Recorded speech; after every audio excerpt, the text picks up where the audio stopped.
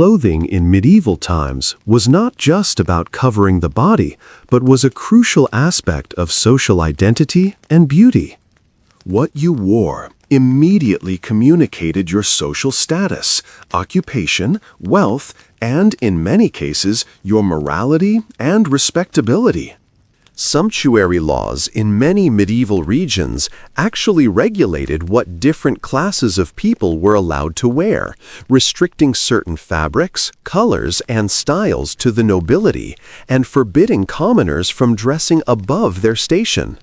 These laws reveal how seriously clothing was taken as a marker of social order.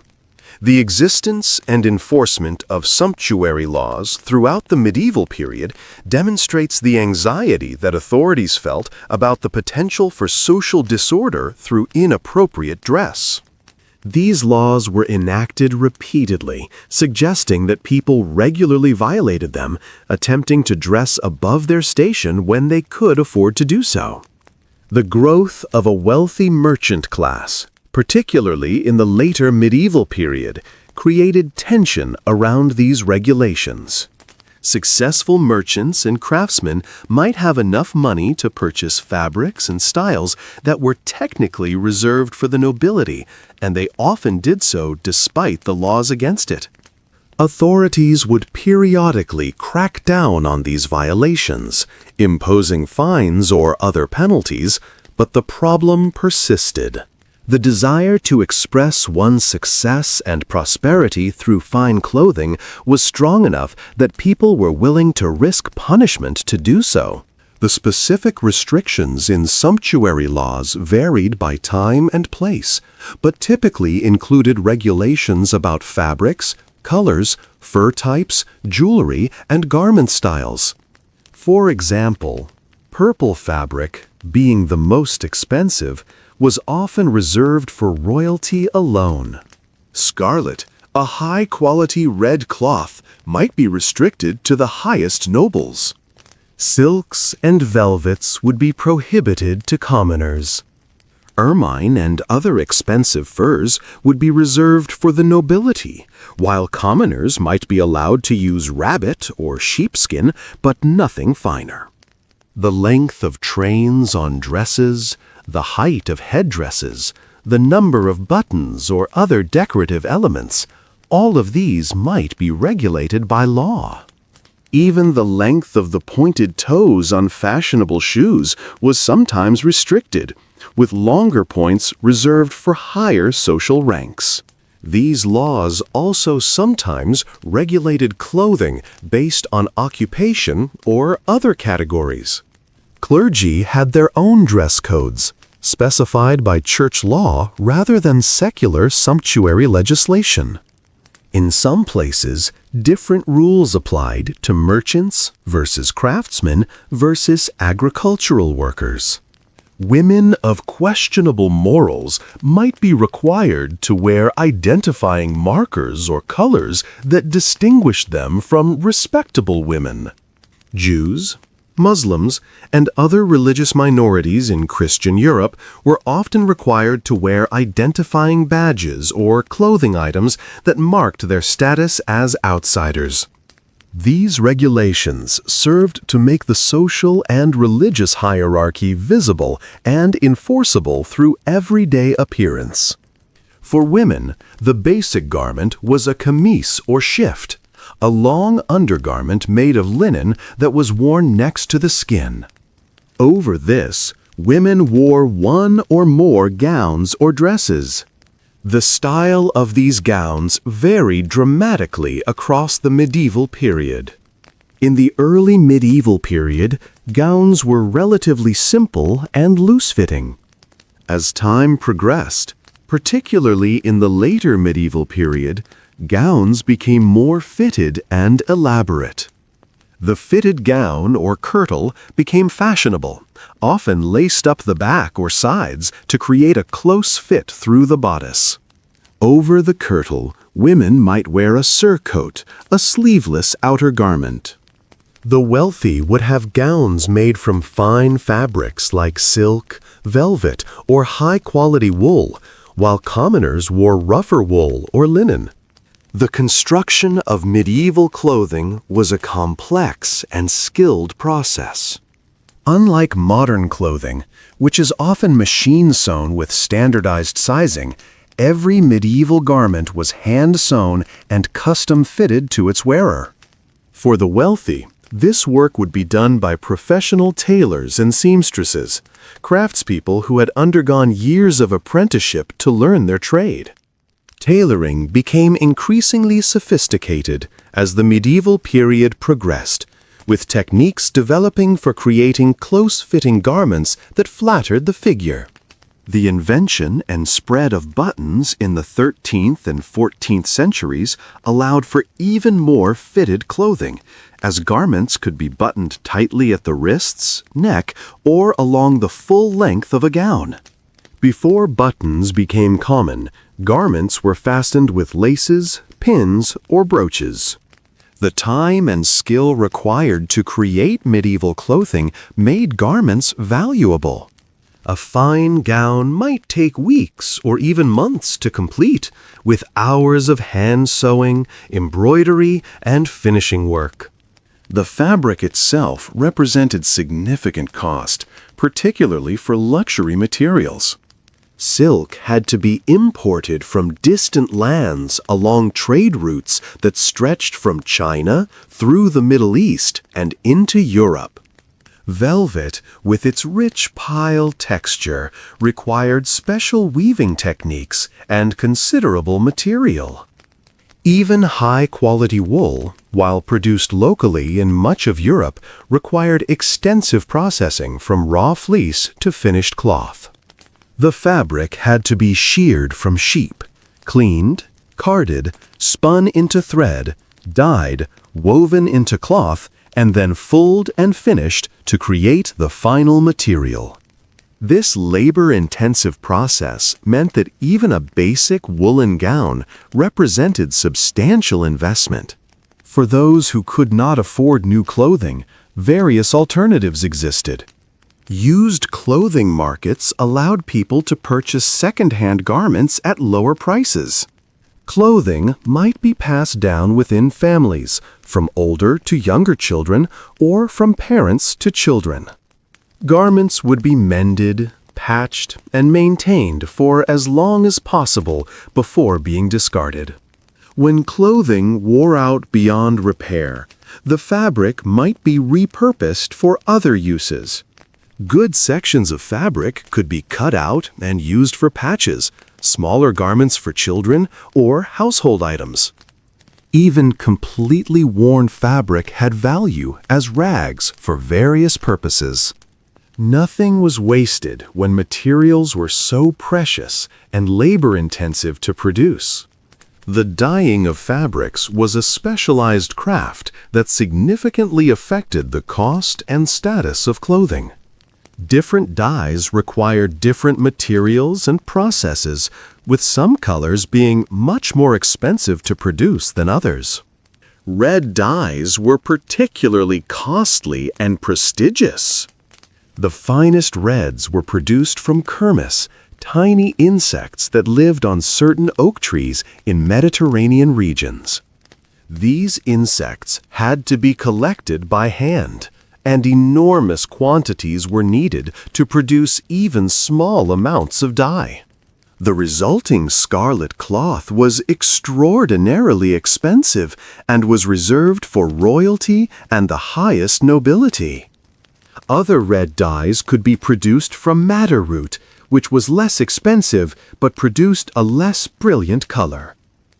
Blue dyes came from woad, a plant that was widely cultivated in Europe, or from indigo, which was imported and therefore more expensive.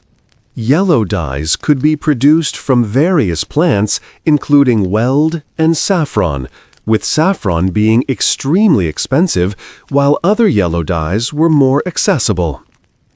The process of dyeing fabric was complex and required considerable skill and knowledge. Different fibers took dye differently, and dyers had to understand how to prepare fabrics and which mordants, chemical substances that helped fix dyes to fibers to use for different colors and materials. Wool, linen, and silk all required different dyeing approaches. The dyer's workshop was filled with large vats where fabrics would be soaked in dye baths, often requiring multiple immersions and careful temperature control to achieve the desired color. The work was physically demanding and often unpleasant, as many dyeing processes produced strong odors. Despite these challenges, skilled dyers were highly valued craftspeople, and the cloth they produced was essential to the medieval economy and culture. Color symbolism in medieval clothing extended beyond simple aesthetic preference to carry deep cultural meanings. Red symbolized power, passion, and sometimes martyrdom for the faith. Blue was associated with the Virgin Mary and represented faithfulness and constancy. Green symbolized youth, love, and hope, but could also represent jealousy or fickleness. Yellow had mixed associations, sometimes representing joy and celebration, but other times representing cowardice or betrayal. Black was associated with mourning, penance, and humility. White represented purity, innocence, and celebration. Purple, the most expensive color, was associated with royalty and imperial power. These color associations influenced what people wore for different occasions and what messages their clothing communicated to others. The seasonal nature of medieval life also affected clothing choices. In winter, warmer, heavier fabrics were essential, and people would layer multiple garments for warmth. Fur linings and trims provided insulation, with the type of fur again being regulated by social status. In summer, lighter linens were more comfortable, though even in warm weather, people generally remained fully clothed by modern standards. The concept of seasonal wardrobes, changing one's clothing as the weather changed, was primarily available to the wealthy, who could afford multiple sets of clothing. Most people had far fewer garments and would wear essentially the same clothes year-round, perhaps adding or removing layers as temperatures changed. Hi guys, have you ever wondered what people considered beautiful hundreds of years ago?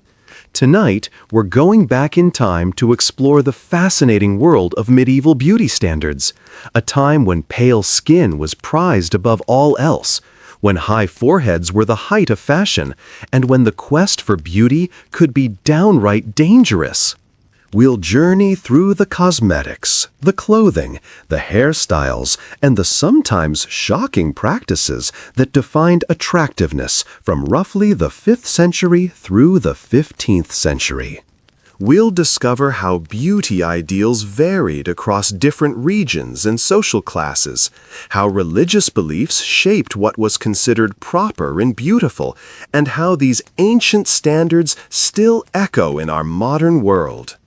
From the elaborate headdresses of noble ladies to the simple braids of peasant women, from toxic makeup to herbal remedies, we're going to uncover every fascinating detail of what it meant to be beautiful in an age of castles, knights, and courtly love. Okay, friends, before you settle in, if you enjoy this kind of deep dive content, then click the like button and don't forget to subscribe. And yes, leave a comment letting me know where you're watching from and what time it is there. Now, dim the lights and turn on the fan, and let's dive into tonight's journey together.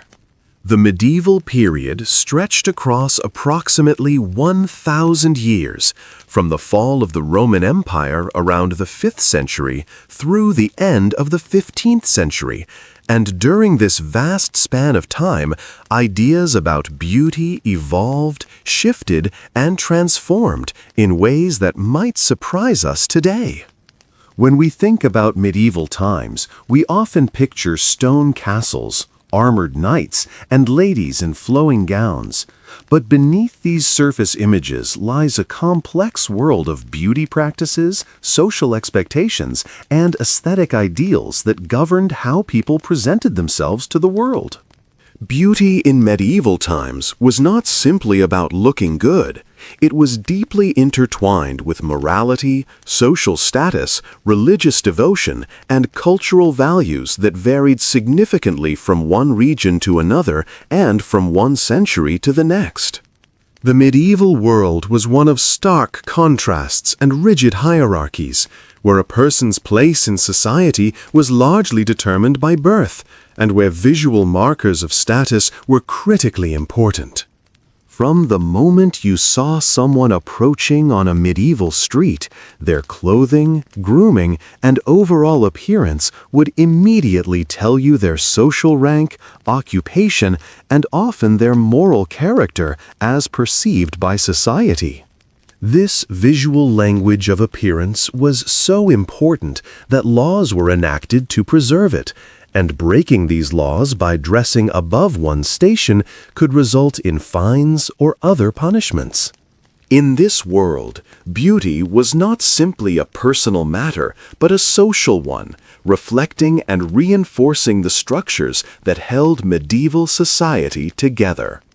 To truly understand medieval beauty standards, we need to recognize that the medieval period was not a single, uniform era, but rather a succession of different periods with their own characteristics. Historians typically divide the medieval period into the early Middle Ages, roughly from the 5th to 10th centuries, the High Middle Ages from the 11th to 13th centuries, and the Late Middle Ages from the 14th to 15th centuries.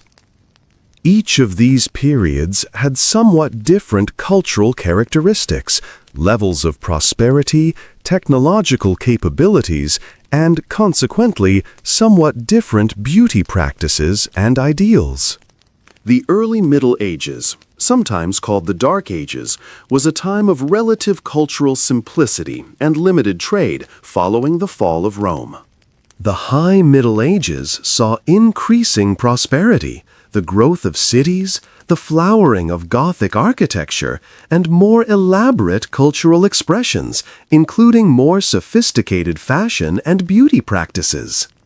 The Late Middle Ages brought both great achievements and great catastrophes, including the devastating Black Death, but also saw some of the most elaborate fashions and beauty practices of the entire medieval period. In the early medieval period, particularly in Western Europe, the influence of the Christian Church played an enormous role in shaping beauty standards. The Church taught that excessive attention to physical appearance was a form of vanity and pride, two of the 7 deadly sins. Religious leaders preached that true beauty came from inner virtue and spiritual purity rather than outward adornment. This created an interesting tension in medieval society, where people still wanted to look attractive and present themselves well, but they had to balance this desire against religious teachings that warned against vanity. Women in particular faced strict guidelines about how they should dress and present themselves, with modesty being considered one of the highest virtues. Despite these religious restrictions, people still found ways to enhance their appearance and follow fashion trends, leading to a fascinating interplay between spiritual ideals and earthly desires. The 7 deadly sins, a framework that organized Christian moral teaching throughout the medieval period, included pride and vanity as primary offenses against God. Pride was considered the root of all sin, the original sin of Satan himself, who fell from heaven because of his excessive pride. Vanity, closely related to pride, involved excessive concern with one's appearance and the desire to be admired by others. Medieval preachers regularly warned their congregations against these sins, using vivid language and frightening imagery to describe the punishments awaiting vain individuals in the afterlife. Stories circulated about proud women who spent too much time adorning themselves and suffered divine punishment, sometimes in the form of sudden death or disfigurement, sometimes through eternal torment after death. These cautionary tales were meant to discourage excessive attention to appearance, yet clearly they did not completely eliminate people's interest in beauty and fashion. The Church's teachings on beauty were complicated by the fact that the Bible itself contained passages that could be interpreted in different ways regarding physical appearance. The Song of Solomon, a biblical book of love poetry, contains elaborate descriptions of physical beauty using metaphorical language. The Psalms speak of God's creation as beautiful. Yet other biblical passages warn against vanity and emphasize inner virtue over outer appearance. The story of Jezebel, a queen who painted her face and was ultimately destroyed, was often cited as a warning against cosmetics. The tale of Judith, who beautified herself to seduce and then destroy an enemy general, showed that beauty could be used for righteous purposes, but also suggested the manipulative and dangerous aspects of female attractiveness. Medieval theologians and preachers had to navigate these various biblical references while developing teachings about appropriate attention to appearance. The concept of beauty in medieval times was heavily influenced by the idea of humoral theory, an ancient medical belief system inherited from Greek and Roman physicians like Hippocrates and Galen. According to humoral theory, the human body contained 4 essential fluids or humors: blood, phlegm, yellow bile, and black bile. A person's physical appearance, personality, and health were all believed to be determined by the balance of these 4 humors within their body. Someone with an excess of blood was considered sanguine, displaying a ruddy complexion, cheerful disposition, and robust health. Too much phlegm made a person phlegmatic, appearing pale and sluggish. Yellow bile created a choleric temperament, with a yellowish complexion and irritable nature, while black bile resulted in a melancholic personality, marked by a sallow, dark appearance and sad demeanor. This theory influenced how people understood beauty and attractiveness, as certain complexions and physical features were associated with desirable or undesirable personality traits and states of health. One of the most striking beauty standards of the medieval period was the preference for extremely pale skin. While today many people seek a sun-kissed tan, medieval Europeans, particularly among the upper classes, prized skin as white as possible. This preference had multiple roots and meanings. First and foremost, pale skin was a clear indicator of social status and wealth. Peasants and laborers who worked outdoors in the fields all day would naturally develop tanned, weathered skin from constant sun exposure. In contrast, noble ladies who spent their time indoors, sheltered within castle walls and manor houses, would maintain pale complexions untouched by the sun. This made pale skin an immediate visual marker of aristocratic status. Additionally, according to humoral theory, a fair complexion suggested a balanced, healthy constitution, particularly the sanguine temperament, which was considered most desirable. Religious symbolism also played a role, as purity and virtue were often associated with whiteness and light in medieval Christian thought. The symbolism of whiteness extended far beyond skin tone in medieval culture. White was the color of purity, innocence and spiritual cleanliness. Brides wore white or light-colored garments in many regions, symbolizing their virginity and purity. White lilies were associated with the Virgin Mary and represented unstained virtue.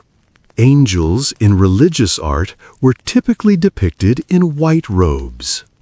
This broader cultural association between whiteness and positive moral qualities reinforced the desirability of pale skin. Conversely, darkness was often associated with sin, evil, and moral corruption in medieval symbolism, though this was primarily a metaphorical association rather than specifically about skin color in the context of different human populations. The medieval European understanding of skin color was shaped by limited contact with people from other parts of the world, and the preference for pale skin within European populations was primarily about class distinction rather than about race, as it would later be understood.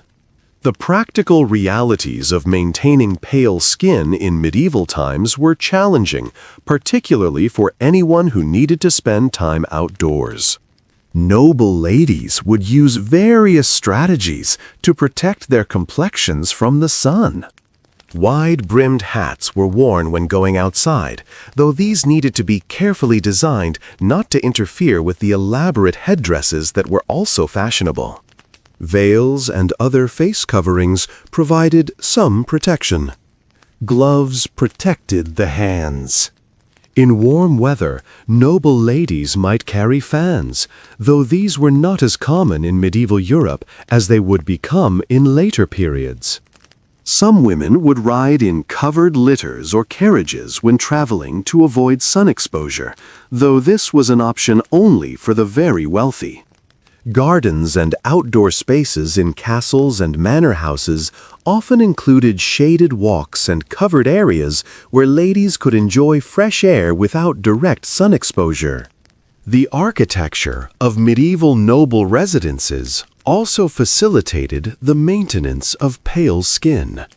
Castles and manor houses had relatively small windows compared to their overall size, partly for defensive reasons and partly because glass was expensive.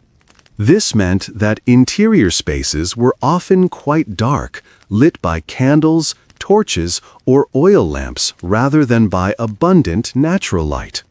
While this created living conditions that we might find gloomy, it helped ladies maintain their pale complexions by keeping them in dim, indirect light much of the time.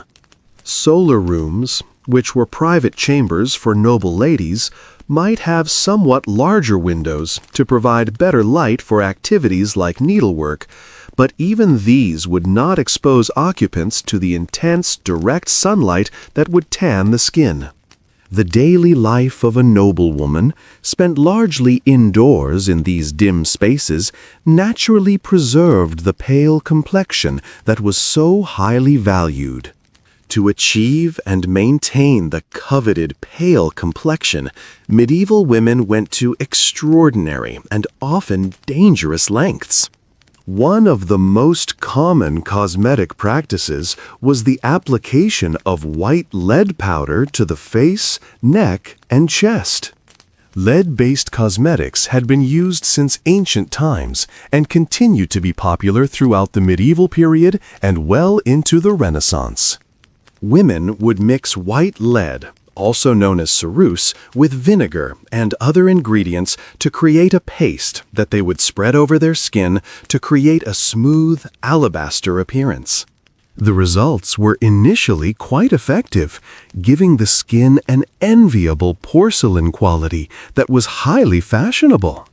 However, lead is extremely toxic, and regular application of these cosmetics led to serious health consequences. Women who used lead-based makeup frequently suffered from hair loss, tooth decay, skin deterioration, and eventually lead poisoning, which could cause neurological damage, organ failure, and even death. The process of creating lead-based cosmetics was itself dangerous. White lead was produced through a chemical process involving lead, vinegar, and exposure to carbon dioxide and moisture, often accomplished by placing lead strips in pots with vinegar and burying them in dung heaps, where the heat and gases from decomposition would facilitate the chemical transformation. The resulting white lead carbonate would be ground into a fine powder. This manufacturing process exposed workers to lead fumes and dust, causing health problems for those who produced the cosmetics as well as those who used them. Despite the dangers, white lead was valued for its superior covering power and bright white color, which other substances could not match. The cosmetic industry producing these products was substantial, with specialists in various cities known for their high-quality ceruse. The symptoms of lead poisoning developed gradually, which meant that users often did not connect their health problems with their cosmetics use until significant damage had already occurred. Early symptoms might include fatigue, headaches, and digestive problems, which could be attributed to many causes in an age when medical understanding was limited. As poisoning progressed, more serious symptoms appeared, including muscle weakness, joint pain, and cognitive problems. The skin itself would eventually be damaged by the lead, becoming gray, shriveled, and scarred, the opposite of the beautiful effect initially achieved. This created a tragic cycle where women would apply even more white lead to cover the damage caused by previous applications, accelerating their poisoning. Some women became essentially addicted to these cosmetics, unable to appear in public without them because of the damage to their natural complexion. Mercury was another toxic substance used in medieval cosmetics, though perhaps not as commonly as lead. Mercuric sulfide, also known as vermilion or cinnabar, produced a brilliant red color used for rouge and lip coloring. Mercury was also used in some skin treatments as it was believed to have medicinal properties. Like lead, mercury is highly toxic, and exposure can cause serious health problems, including neurological damage, kidney problems, and psychological symptoms. The phrase, "mad as a hatter," would later be coined to describe mercury poisoning in hat makers who used mercury in their work, but medieval women using mercury-based cosmetics faced similar risks. The tremors, mood changes, and cognitive problems caused by mercury poisoning were not understood to be caused by the cosmetics and might be attributed to various other causes in medieval understanding. Beyond white lead, medieval women used a variety of other substances to lighten their skin. Some applied pastes made from ground eggshells, which were much safer than lead-based products. Others used mixtures containing alum, a naturally occurring mineral compound that had astringent properties. Wheat flour was sometimes dusted on the face as a simple whitening powder. More elaborate recipes might include crushed pearls for those who could afford such luxury, or chalk and other white minerals. Some beauty recipes called for the application of lemon juice, which does have mild bleaching properties due to its citric acid content, though this could also dry and irritate the skin with repeated use.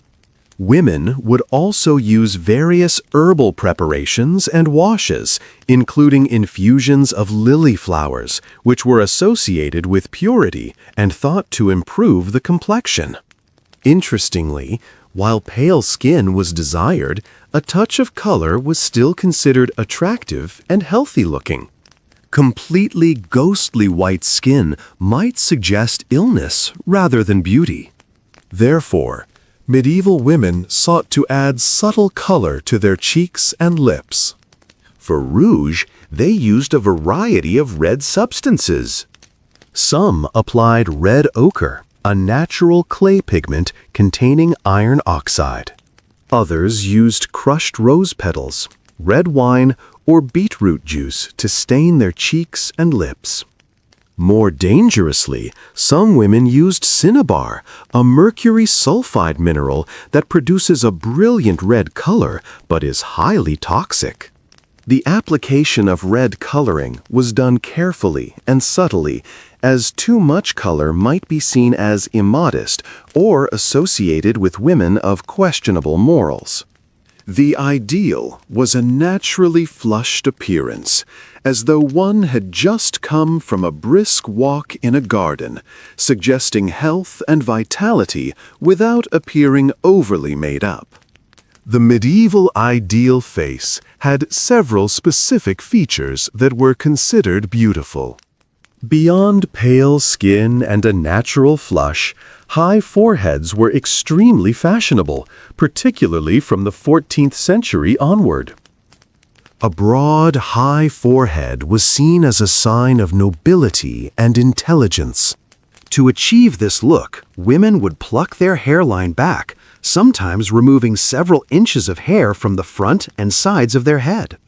Some women plucked so aggressively that they permanently removed the hair, creating naturally high foreheads that required no maintenance.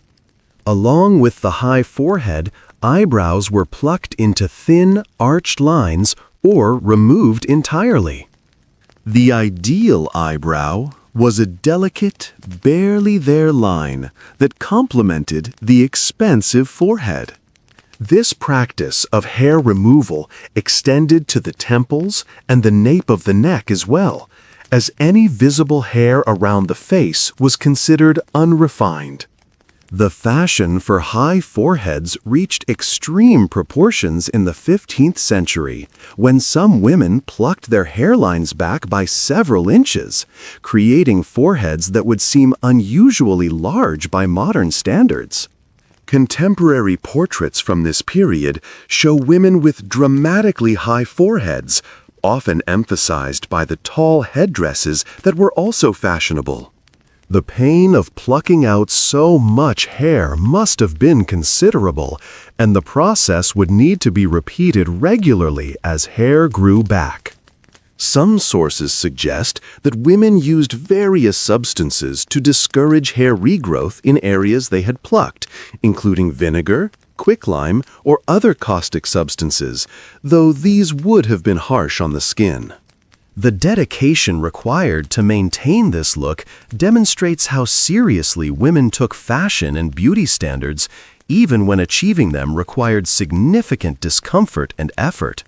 Medical texts and beauty manuals from the medieval period occasionally mentioned this practice of hairline plucking, sometimes with approval and sometimes with criticism. Some authors provided recipes for depilatories, chemical mixtures designed to remove hair, which could be used on the hairline as well as on other parts of the body where hair removal was desired. These depilatories might contain ingredients like quicklime, arsenic, or other harsh chemicals that could easily damage the skin if not used carefully. The manuscripts would often include warnings about testing these substances on a small area first, or about the need to remove them quickly to avoid burns. Despite the risks, women seeking the fashionable look continued to use these methods. The emphasis on the forehead as a key feature of beauty had intellectual and spiritual dimensions, as well as purely aesthetic ones. The forehead was considered the seat of reason and intelligence in medieval understanding of the body and mind. A high, broad forehead suggested a well-developed brain and strong intellectual capacity. Since nobility was thought to be naturally more intelligent and refined than common people, a high forehead became a marker of aristocratic breeding. The practice of deliberately enlarging the appearance of the forehead through hair removal could be seen as an attempt to claim these associations with intelligence and nobility through manipulation of appearance, a form of aspirational beauty modification. Eye color preferences varied throughout the medieval period and across different regions. In many areas, blue or gray eyes were considered particularly attractive, perhaps because they were relatively rare in certain populations. Green eyes also received admiration and were often mentioned in poetry and romantic literature. Brown eyes, while more common, were frequently praised as well, often being compared to rich, warm materials like amber or chestnuts. What mattered more than the actual color was that eyes should be bright, clear, and expressive. Eyes were considered windows to the soul, and their appearance could reveal a person's inner character and health. Medieval medical texts devoted considerable attention to eye care, recommending various washes and treatments to keep eyes clear and sparkling. The ideal medieval face was oval or heart-shaped with delicate, refined features. A small rosebud mouth with full but not overly large lips was preferred. The nose should be straight and well-proportioned, neither too large nor too small. Ears should be small and set close to the head, often hidden beneath hair or head coverings. The chin should be gently rounded, not pointed or jutting. The overall effect sought was one of delicacy, refinement, and femininity. Medieval beauty ideals emphasized softness and gentle features rather than dramatic or striking looks. This aesthetic reflected broader cultural values that prized modesty, gentleness, and refined behavior in women. Hair was one of the most important aspects of medieval beauty, and hairstyles varied dramatically depending on the time period, region, and social status. For women, long hair was generally considered most beautiful and desirable. Hair was associated with femininity and vitality, and thick, lustrous hair was prized. The preferred hair color varied somewhat, but generally blonde or golden hair was most celebrated in literature and art. This preference for fair hair may have been partly due to its relative rarity, as most Europeans had brown or dark hair. Red hair had a complicated status. Sometimes in places, it was admired for its unusual beauty, while in others, it was viewed with suspicion and sometimes associated with negative traits or even witchcraft. The cultural symbolism attached to different hair colors was complex and sometimes contradictory. Golden or blonde hair was associated with angels, with divine light, and with idealized beauty in literature. The Virgin Mary was often depicted with golden hair in artwork, reinforcing its association with purity and virtue. Fair-haired children were sometimes thought to be especially blessed or favored by God. However, some medieval texts also associated blonde hair with certain personality types according to humoral theory, and not always positively. Red hair carried particularly mixed associations. Red hair carried particularly mixed associations. In some contexts, red-haired women were celebrated as striking beauties, their unusual coloring making them memorable and attractive. However, red hair was also sometimes associated with hot tempers, passion, and even with evil or demonic influences.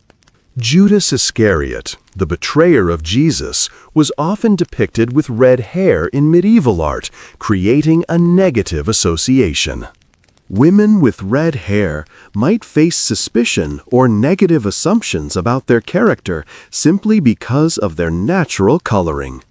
Brown and black hair, being most common, did not carry the same level of symbolic meaning or strong associations as blonde or red hair. Dark hair was simply normal and unremarkable in most medieval European contexts. However, Very dark, glossy hair could certainly be praised as beautiful, often compared to valuable materials like ebony or jet. The key was that the hair should be healthy, shiny, and well-maintained, regardless of its color. Dull, dry, or unkempt hair would be unattractive regardless of color. Medieval people understood that hair quality reflected overall health and nutrition, and beautiful hair indicated a well-nourished, healthy body. The length of hair carried significant social and symbolic meaning throughout the medieval period. For women, long hair represented femininity, youth, and unmarried status. A young maiden's long, flowing hair was one of her greatest beauties and attractions.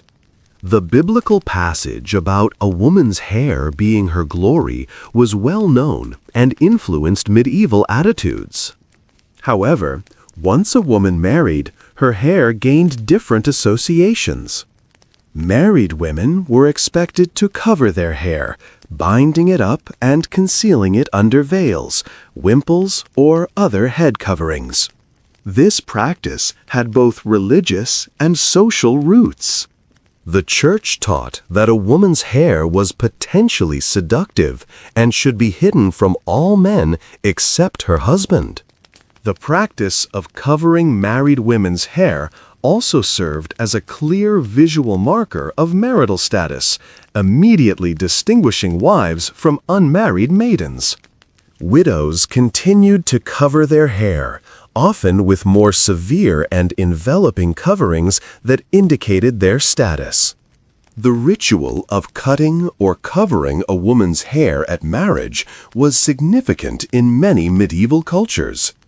In some traditions, a bride's hair would be ceremonially bound up for the first time at her wedding, marking her transition from maiden to wife.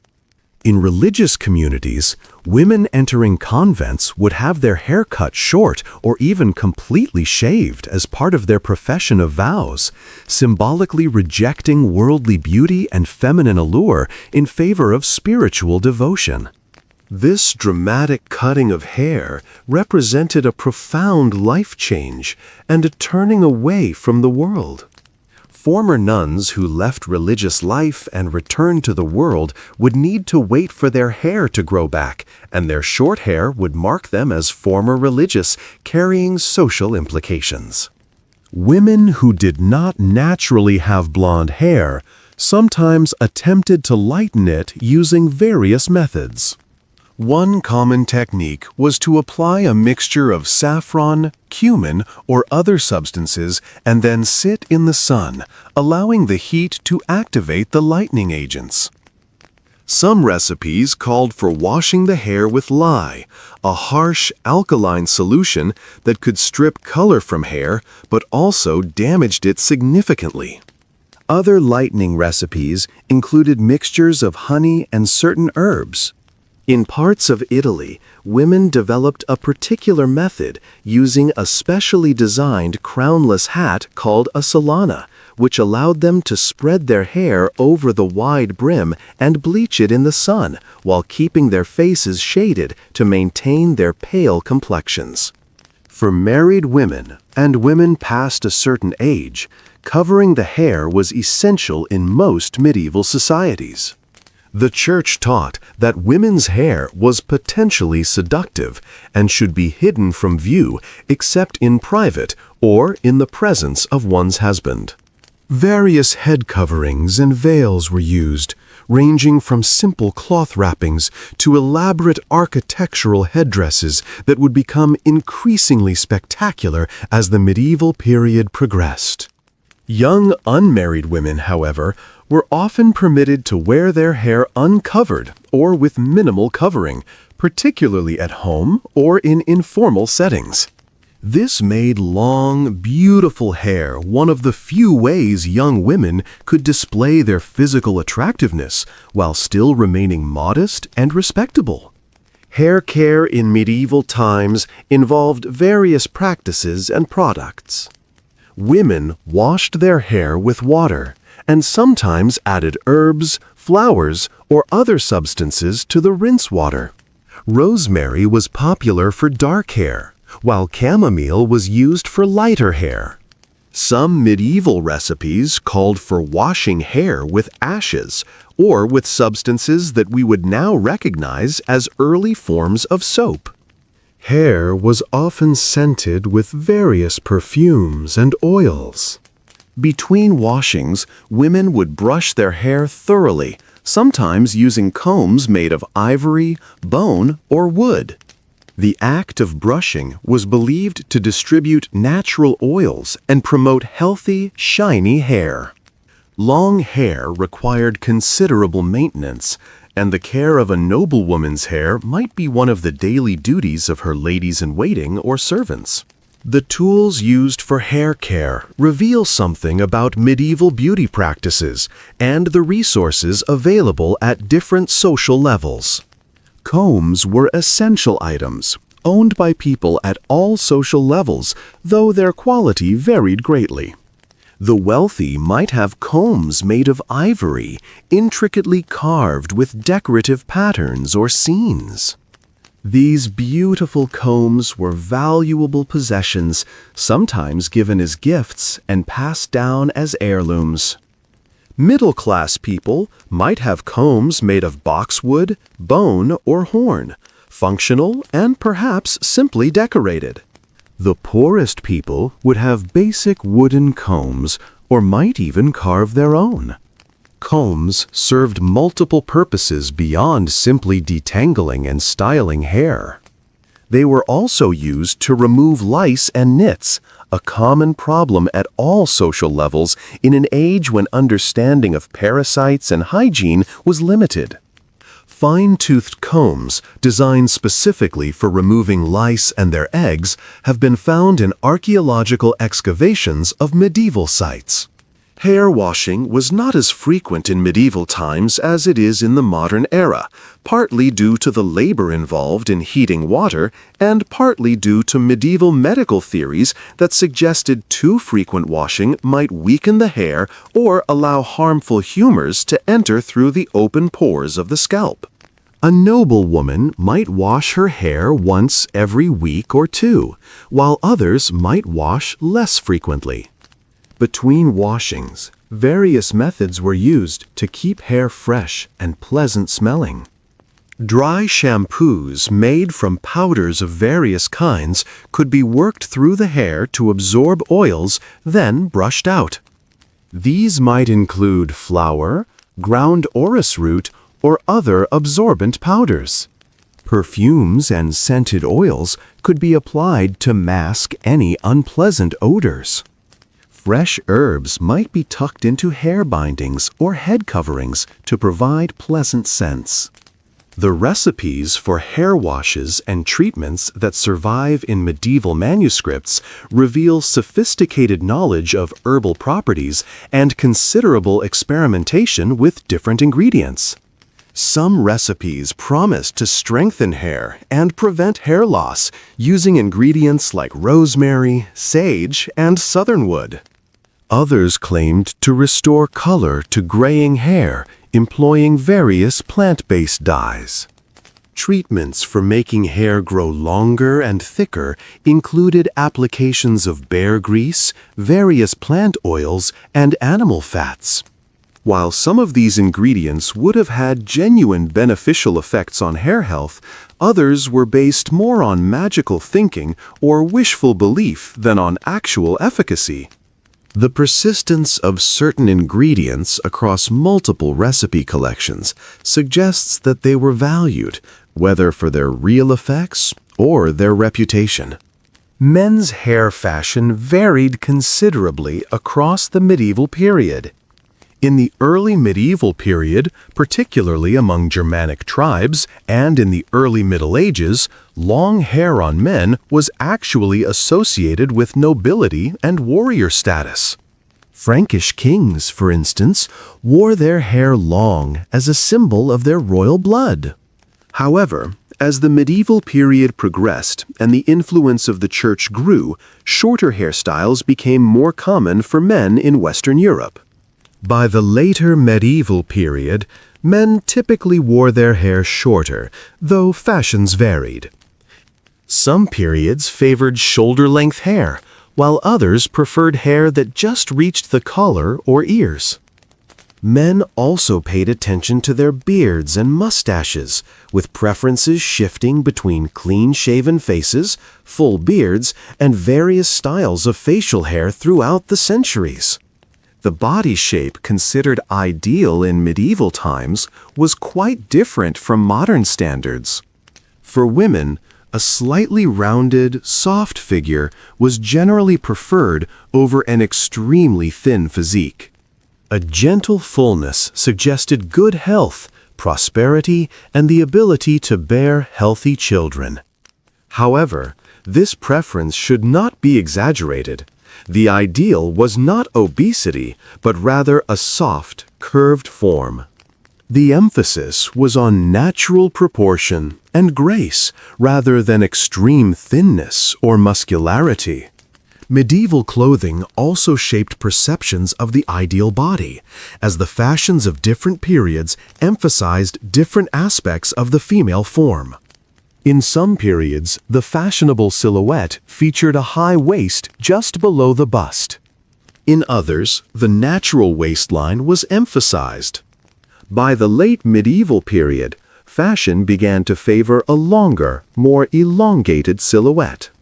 The medieval understanding of the body was deeply influenced by medical theories inherited from ancient Greece and Rome, particularly the work of Galen. According to these theories, health and proper bodily function depended on maintaining a balance among the four humors, and physical appearance was thought to reflect this internal balance. A person who was too thin might be thought to have insufficient blood or an excess of black bile, indicating a melancholic temperament and poor health. Someone who was excessively fat might be thought to have too much phlegm, suggesting a phlegmatic temperament marked by sluggishness. The ideal body showed evidence of adequate but not excessive nourishment, suggesting a well-balanced constitution and good health. Practical considerations also influenced body ideals. For women of childbearing age, the ability to successfully carry and deliver children was paramount. A body that appeared strong enough for this purpose was valued. Extremely thin women might be viewed as too weak or delicate to survive childbirth, which was genuinely dangerous in medieval times. A certain amount of body fat was seen as necessary for female fertility and successful pregnancy. However, this did not mean that obesity was admired. Excessive weight was generally viewed negatively, associated with the sin of gluttony and with laziness. The ideal was moderate, healthy fullness, rather than extreme in either direction. For men, the ideal body type varied somewhat depending on their social role and occupation. For knights and warriors, physical strength and martial prowess were paramount. A muscular, strong build was admired in men whose role involved physical combat.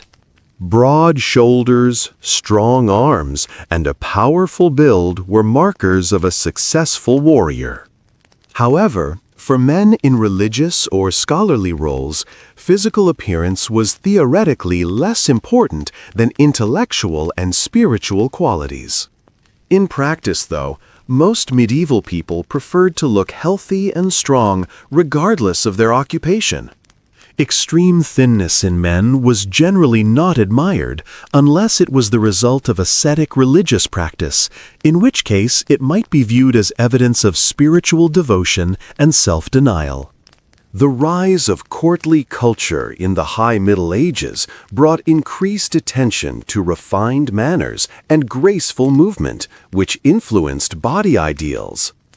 The ability to move gracefully, to dance well, to ride horses elegantly, and to perform the various activities expected of courtly life required a body that was strong and healthy but not excessively bulky.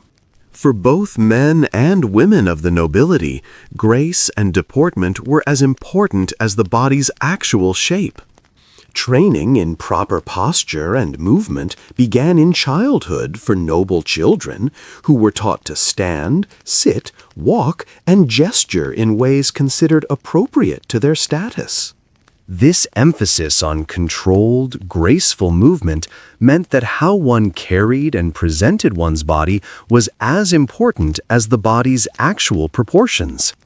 Height preferences in medieval times generally favored moderate stature rather than extremes.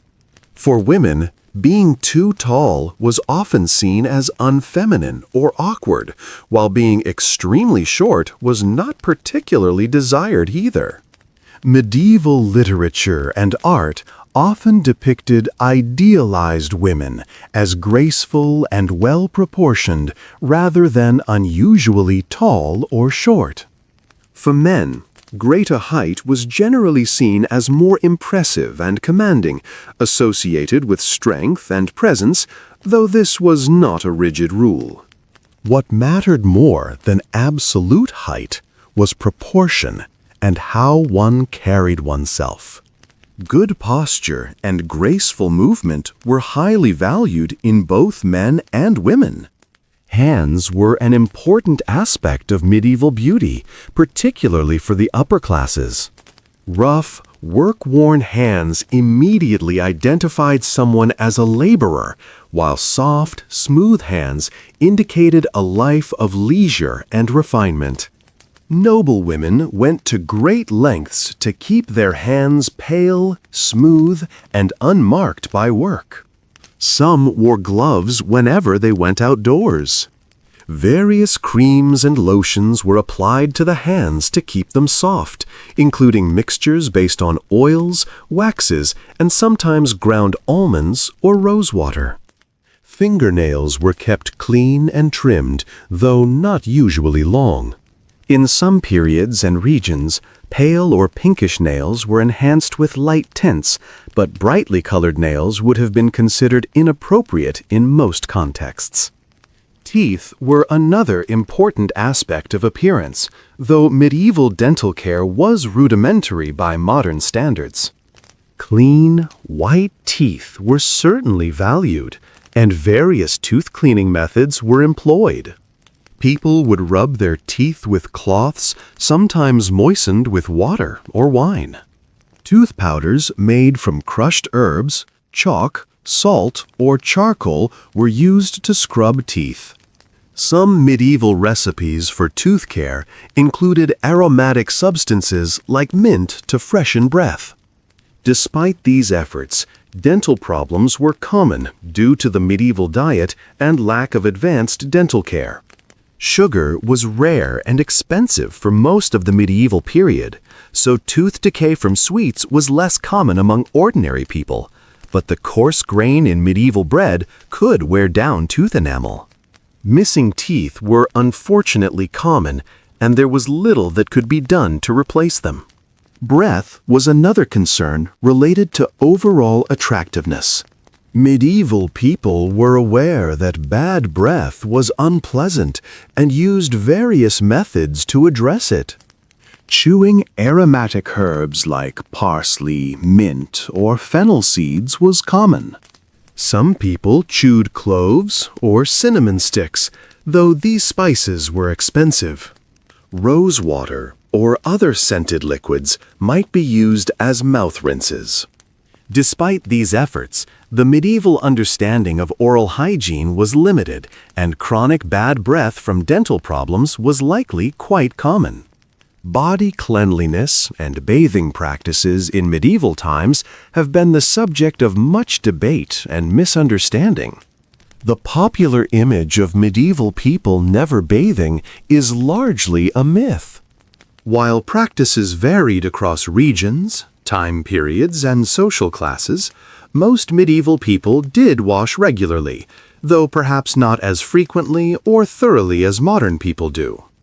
Public bathhouses were common in many medieval towns, particularly in the early and high medieval periods.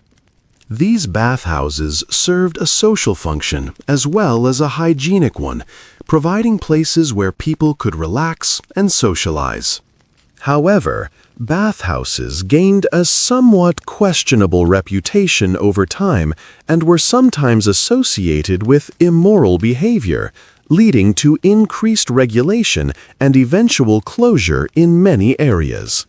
The public bathhouse culture in medieval towns was particularly vibrant in certain periods and regions.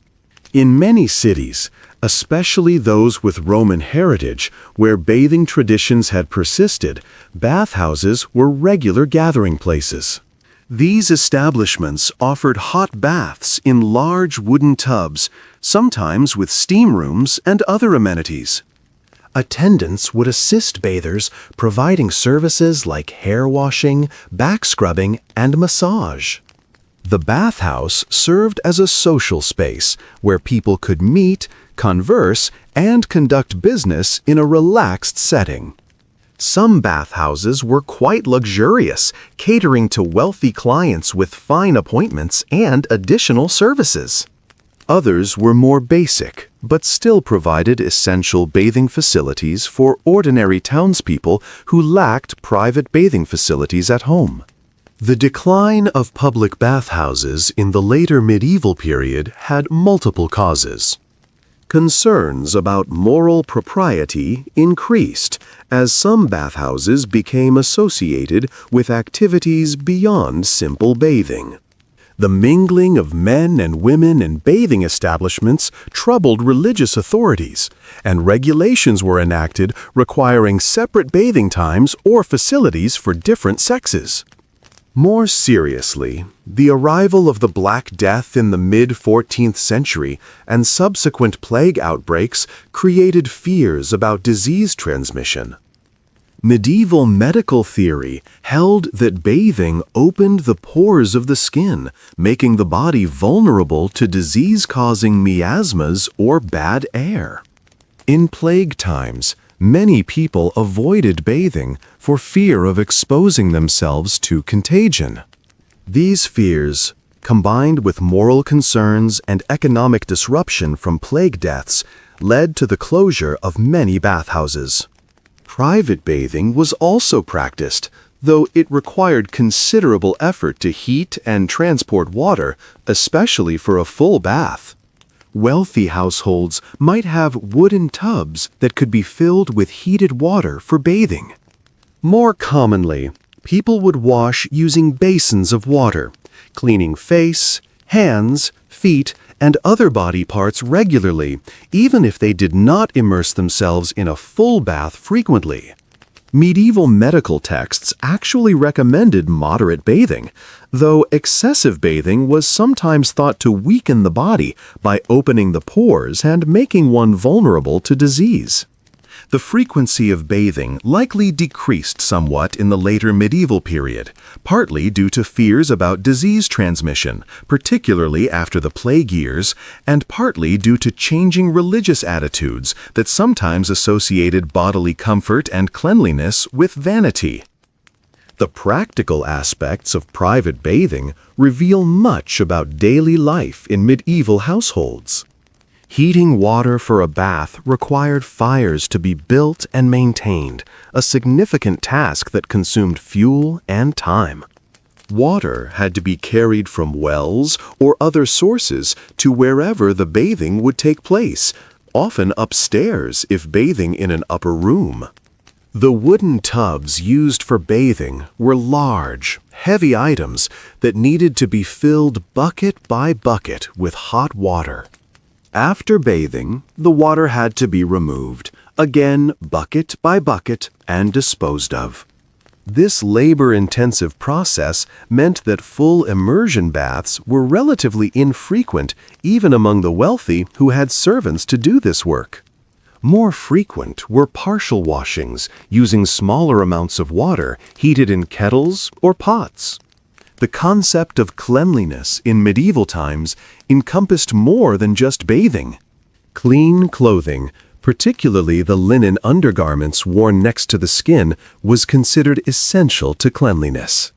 The theory was that clean linen would absorb dirt and sweat from the body, so changing into fresh linen was in some ways considered equivalent to washing the body. Wealthy people who could afford multiple sets of linen undergarments and who had servants to do laundry could maintain this form of cleanliness more easily than poor people who might own only 1 or 2 sets of undergarments. Nevertheless, even those with limited resources recognized the importance of clean clothing when possible, and laundry was a regular household task at all social levels. Hand washing before meals was a standard practice at all social levels throughout the medieval period. Etiquette books and household management texts regularly mentioned the importance of hand washing, and elaborate rituals developed around this practice in noble households. Servants would bring basins of water and towels to diners before meals, and the washing of hands became part of the ceremonial aspects of formal dining. This practice was both hygienic and symbolic, representing cleanliness and respect for food and dining companions. The prominence of hand washing in medieval culture suggests that cleanliness was indeed valued, even if full-body bathing was less frequent than in modern times. Perfumes and scented products were popular throughout the medieval period, though their availability depended on wealth and social status. The wealthy had access to exotic perfumes imported from the East, including musk, ambergris, and various aromatic resins and oils. Rosewater was one of the most popular scents and was more widely available. Lavender was commonly grown in Europe and used for its pleasant fragrance. Other popular scents included violet, lily, jasmine, and various herbs. Scented oils might be applied to the body, while clothing and linens could be stored with sachets of aromatic herbs to keep them smelling fresh. Pomanders, small perforated containers filled with aromatic substances, were carried or worn to provide pleasant scents and were also believed to protect against disease.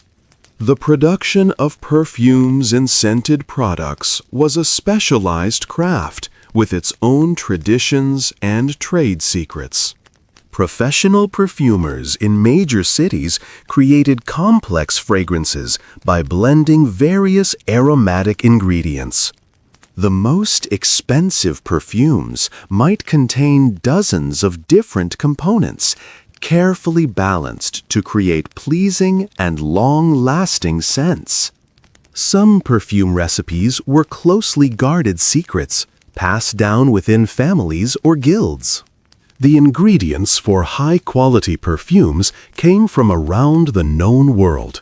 Musk from Tibet, ambergris from Wales, frankincense and myrrh from Arabia, sandalwood from India, and civet from Africa.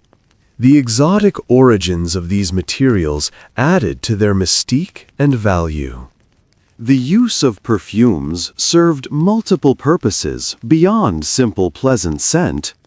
In an age when full bathing was relatively infrequent and when understanding of body odor was limited, perfumes helped mask unpleasant smells. The strong scents of some medieval perfumes, which might seem overpowering to modern sensibilities accustomed to more subtle fragrances, were necessary to effectively cover body odors and the smells of daily life in close quarters. Perfumes were also believed to have protective properties.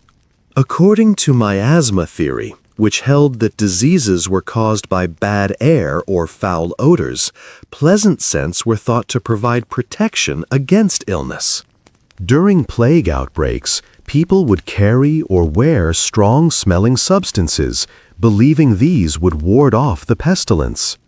The association between scent and memory, attraction, and emotion was recognized in medieval times, even without modern scientific understanding of how olfaction works. People understood that particular scents could evoke memories and emotions, and the right perfume could enhance one's attractiveness and presence. Love poetry sometimes mentioned the beloved sweet scent, and the gift of perfume or scented items carried romantic implications. The connection between pleasant scent and cleanliness, between fragrance and beauty, was well established in medieval culture.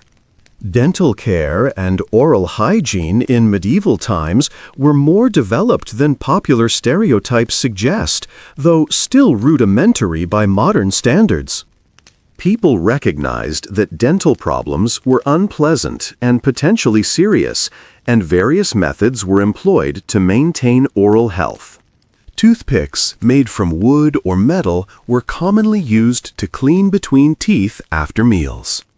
The rich might have elaborate silver toothpicks, sometimes worn on chains as jewelry when not in use. Cleaning teeth by rubbing them with cloth was standard practice, sometimes with the cloth moistened with water, wine, or vinegar. Tooth powders and pastes were used by those who could afford or make them.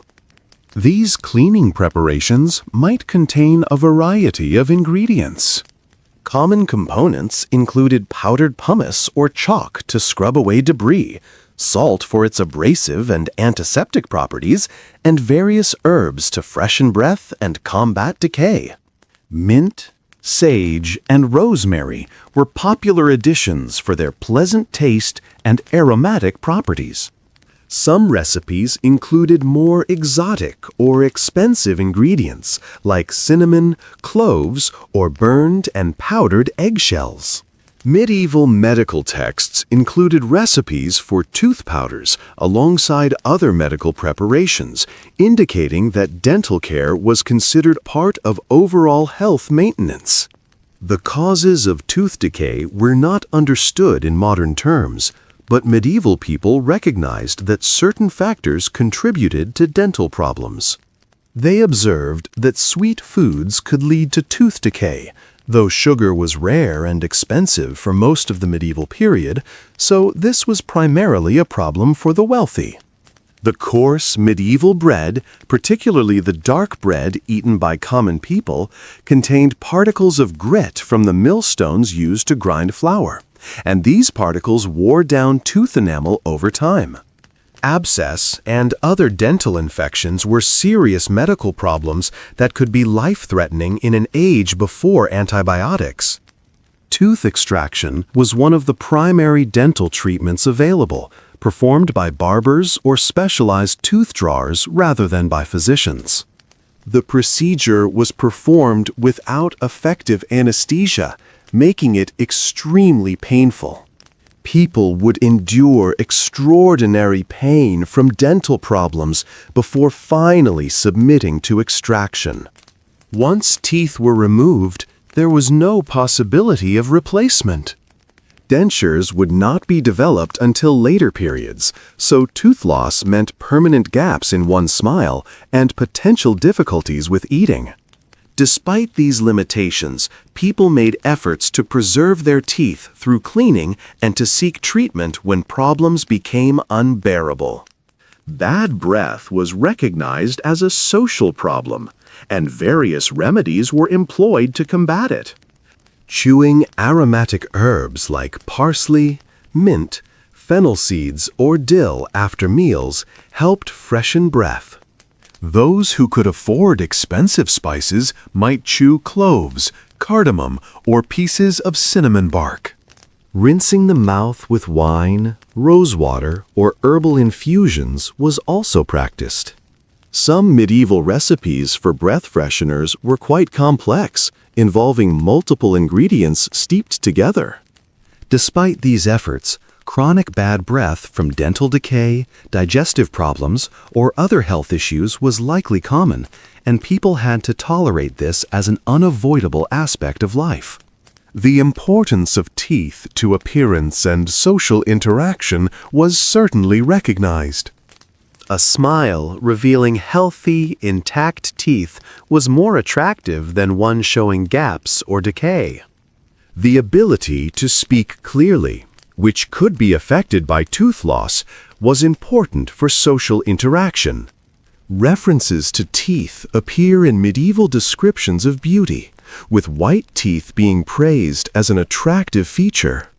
However, the reality was that many people experienced dental problems, and this was accepted as one of the unfortunate facts of life rather than something that could be completely prevented or corrected.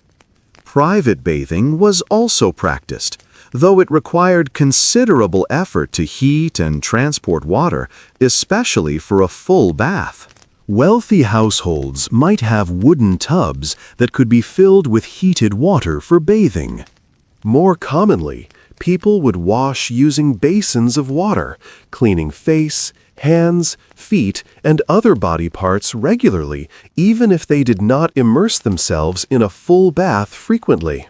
Medieval medical texts actually recommended moderate bathing, though excessive bathing was sometimes thought to weaken the body by opening the pores and making one vulnerable to disease. The frequency of bathing likely decreased somewhat in the later medieval period, partly due to fears about disease transmission, particularly after the plague years, and partly due to changing religious attitudes that sometimes associated bodily comfort and cleanliness with vanity. Perfumes and scented products were popular throughout the medieval period, though their availability depended on wealth and social status. The wealthy had access to exotic perfumes imported from the East, including musk, ambergris, and various aromatic resins and oils.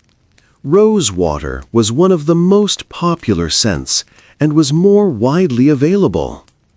Lavender was commonly grown in Europe and used for its pleasant fragrance.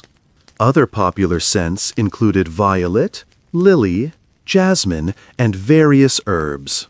Scented oils might be applied to the body, while clothing and linens could be stored with sachets of aromatic herbs to keep them smelling fresh. Pomanders. Small perforated containers filled with aromatic substances were carried or worn to provide pleasant scents and were also believed to protect against disease. Clothing in medieval times was not just about covering the body, but was a crucial aspect of social identity and beauty.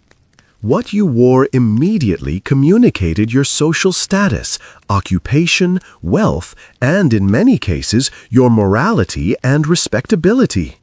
Sumptuary laws in many medieval regions actually regulated what different classes of people were allowed to wear, restricting certain fabrics, colors, and styles to the nobility and forbidding commoners from dressing above their station. These laws reveal how seriously clothing was taken as a marker of social order. For women, the basic garment was a chemise or shift, a long undergarment made of linen that was worn next to the skin. Over this, women wore one or more gowns or dresses. The style of these gowns varied dramatically across the medieval period. In the early medieval period, gowns were relatively simple and loose-fitting. As time progressed, particularly in the later medieval period, gowns became more fitted and elaborate. The fitted gown or kirtle became fashionable, often laced up the back or sides to create a close fit through the bodice. Over the kirtle, women might wear a surcoat, a sleeveless outer garment. The wealthy would have gowns made from fine fabrics like silk, velvet, or high-quality wool, while commoners wore rougher wool or linen. Color was an important aspect of medieval clothing and beauty. Different colors had different associations and different costs. Purple was the most expensive and prestigious color, associated with royalty, because the dye came from rare mollusks and was extraordinarily costly to produce. Deep reds and scarlets were also expensive, often dyed with kermes made from crushed insects. Blues could be produced with woad, a plant-based dye that was more accessible, while the finest blues were made with indigo, imported from distant lands. Green dyes were available, but could be unstable and difficult to achieve in rich, lasting shades. Yellow and brown were more easily and cheaply produced. Undyed fabrics in their natural cream, beige, or brown tones were most common for everyday wear among ordinary people. The elaborate headdresses and head coverings of medieval women are among the most distinctive aspects of medieval fashion. These began relatively simply in the early medieval period, with women wearing basic veils and wimples, but became increasingly elaborate as the centuries progressed. The wimple covered the neck and lower part of the face, while a veil covered the hair. Married women in particular were expected to cover their hair almost completely in public. By the 14th and 15th centuries, headdresses had evolved into extraordinary creations that could be quite tall and architecturally complex. The hennin, a tall, cone-shaped headdress with a veil flowing from the peak, is one of the most iconic medieval women's accessories. Other popular styles included the butterfly hennin with wire or stiffened fabric extended on both sides of the head, and the horned headdress with two horn-like projections. The construction of these elaborate headdresses required considerable engineering and craftsmanship. The most complex styles used wire frames covered with fabric, often stiffened with starch or other substances to maintain their shape. The frames had to be carefully balanced so they would sit securely on the head without tipping forward or backward. Pins, combs, and ties secured the headdress to the hair underneath. Some headdresses were so tall and elaborate that women had to be careful when passing through doorways or getting into carriages. The discomfort of wearing these heavy, cumbersome headdresses for hours or all day must have been considerable. Yet fashion demanded their use for formal occasions and public appearances. The symbolism and social meaning of these headdresses extended beyond simple fashion. The covering of married women's hair had religious justification based on biblical passages, particularly Paul's letters, which spoke of women covering their heads in church and of hair as a woman's glory that should be veiled. The elaborate headdresses transformed this religious requirement into an opportunity for fashionable display and status demonstration. A noble woman's headdress, made from expensive fabrics, perhaps decorated with jewels or precious metals, and constructed with skill and artistry, was a statement of her wealth and position even while nominally serving the purpose of modest covering. This transformation of religious modesty requirements into opportunities for luxurious display was typical of how medieval culture negotiated between spiritual ideals and earthly desires.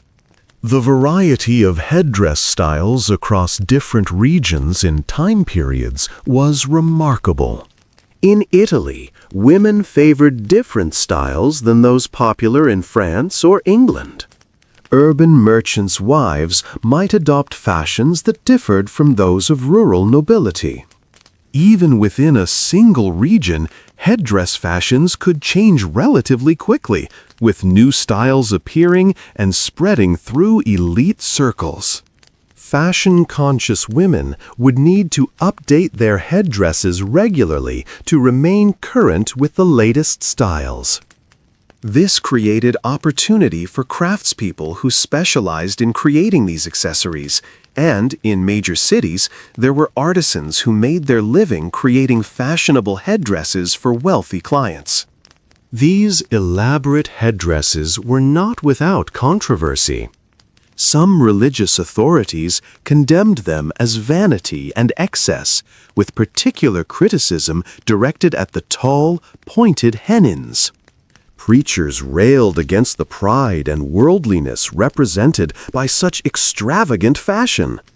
Despite such criticism, or perhaps partly because of it, fashionable headdressers remained popular among those who could afford them. The construction of these headdresses required considerable skill, and noblewomen would have servants or specialized craftspeople to help create and maintain them. Hair would be carefully pinned up and the headdress secured in place, often with pins or ties. The overall effect was intended to be impressive and elegant, elongating the silhouette and adding to the wearer's presence. Religious objections to fashionable headdresses sometimes took dramatic forms. There are records of preachers delivering thundering sermons against the tall hennin headdresses, calling them horns of the devil and claiming that women who wore them were guilty of mortal sin. Some preachers claimed that women would be punished in the afterlife for their vanity, describing elaborate tortures awaiting them. Despite these dire warnings, fashionable women continued to wear the styles they preferred, and the tall hennin remained popular throughout the 15th century. This conflict between religious authority condemning fashion and people continuing to follow fashion trends was ongoing throughout the medieval period, with neither side achieving complete victory. These elaborate headdresses were not without controversy. Some religious authorities condemned them as vanity and excess, with particular criticism directed at the tall, pointed hennins. Preachers railed against the pride and worldliness represented by such extravagant fashion. Despite such criticism, or perhaps partly because of it, fashionable headdresses remained popular among those who could afford them. The construction of these headdresses required considerable skill, and noblewomen would have servants or specialized craftspeople to help create and maintain them. Hair would be carefully pinned up and the headdress secured in place, often with pins or ties. The overall effect was intended to be impressive and elegant, elongating the silhouette and adding to the wearer's presence. Jewelry was an important element of medieval beauty and fashion for those wealthy enough to afford it. Rings were popular for both men and women, worn on various fingers and sometimes on the thumb. These might be simple metal bands or elaborate creations set with precious stones. Signet rings bearing a family crest or personal seal were important practical objects as well as decorative ones. Brooches and pins were both functional and ornamental, used to fasten clothing and hold veils in place while adding sparkle and color. Necklaces ranged from simple chains to elaborate creations with pendants and gemstones. Wealthy women might wear multiple necklaces layered together. Belts, often decorated with metalwork and sometimes set with jewels, were an important accessory, worn low on the hips or around the natural waist, depending on the fashion of the period. The craftsmanship involved in creating medieval jewelry was extraordinary, and skilled goldsmiths and jewelers were highly valued artisans. Working with precious metals and gemstones required years of training and specialized tools. Goldsmiths used techniques including casting, engraving, filigree work, creating delicate openwork patterns from fine wires, and enamel work, adding colored glass decoration fused to metal surfaces. The setting of gemstones required particular skill to create secure mountings that would hold valuable stones safely while displaying them to best advantage. Medieval jewelry often combined multiple techniques and materials, creating pieces that were both beautiful and technically impressive. The value of jewelry extended beyond mere decoration. Jewelry represented portable wealth that could be carried on one's person. In uncertain times, having valuable items that could be easily transported was practical. Jewelry could be sold or pawned in times of financial need. It could be given as gifts to cement alliances or reward service. Royal and noble families accumulated extensive collections of jewelry, some pieces becoming heirlooms passed down through generations. The crown jewels of various kingdoms included not just ceremonial crowns, but collections of jewelry and precious objects that symbolized the wealth and continuity of the dynasty. Gemstones were prized not only for their beauty, but also for the various powers and properties attributed to them in medieval belief. Different stones were thought to have different effects on health, fortune, and spiritual well-being. Diamonds were considered the most powerful and precious, symbolizing invincibility and purity. Rubies were associated with passion, vitality, and protection. Sapphires represented wisdom, virtue, and divine favor. Emeralds were linked to fertility, rebirth, and clear vision. Pearls symbolized purity and were especially appropriate for women. Beyond their symbolic meanings, gemstones were simply beautiful and rare, making them perfect displays of wealth and status. Medieval lapidaries, books describing gemstones and their properties, reveal the complex beliefs surrounding precious stones. These texts, which circulated in manuscript form and were highly valued, described each stone's appearance, where it could be found, its relative value, and most importantly, its magical and medicinal properties. A ruby worn as a ring might be thought to protect the wearer from poison and disease. A sapphire might bring wisdom and protect against envy. An emerald could supposedly strengthen the eyes and reveal truth. While we now understand these beliefs as superstition, they were taken seriously in medieval times, and the supposed properties of gemstones influenced which stones people chose to wear. A pregnant woman might wear particular stones believed to assist in childbirth.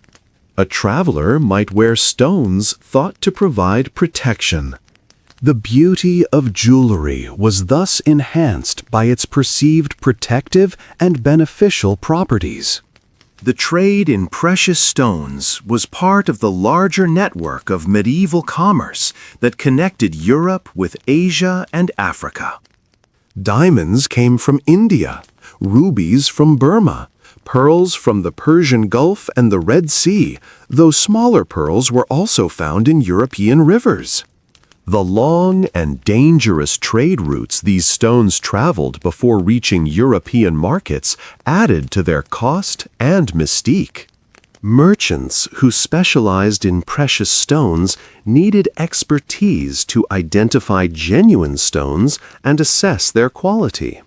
They also needed connections with suppliers in distant lands and the capital to invest in expensive merchandise that might take months or years to sell. The gemstone trade was one of the most lucrative and prestigious branches of medieval commerce. Gemstones were prized not only for their beauty, but also for the various powers and properties attributed to them in medieval belief. Different stones were thought to have different effects on health, fortune, and spiritual well-being. Diamonds were considered the most powerful and precious, symbolizing invincibility and purity.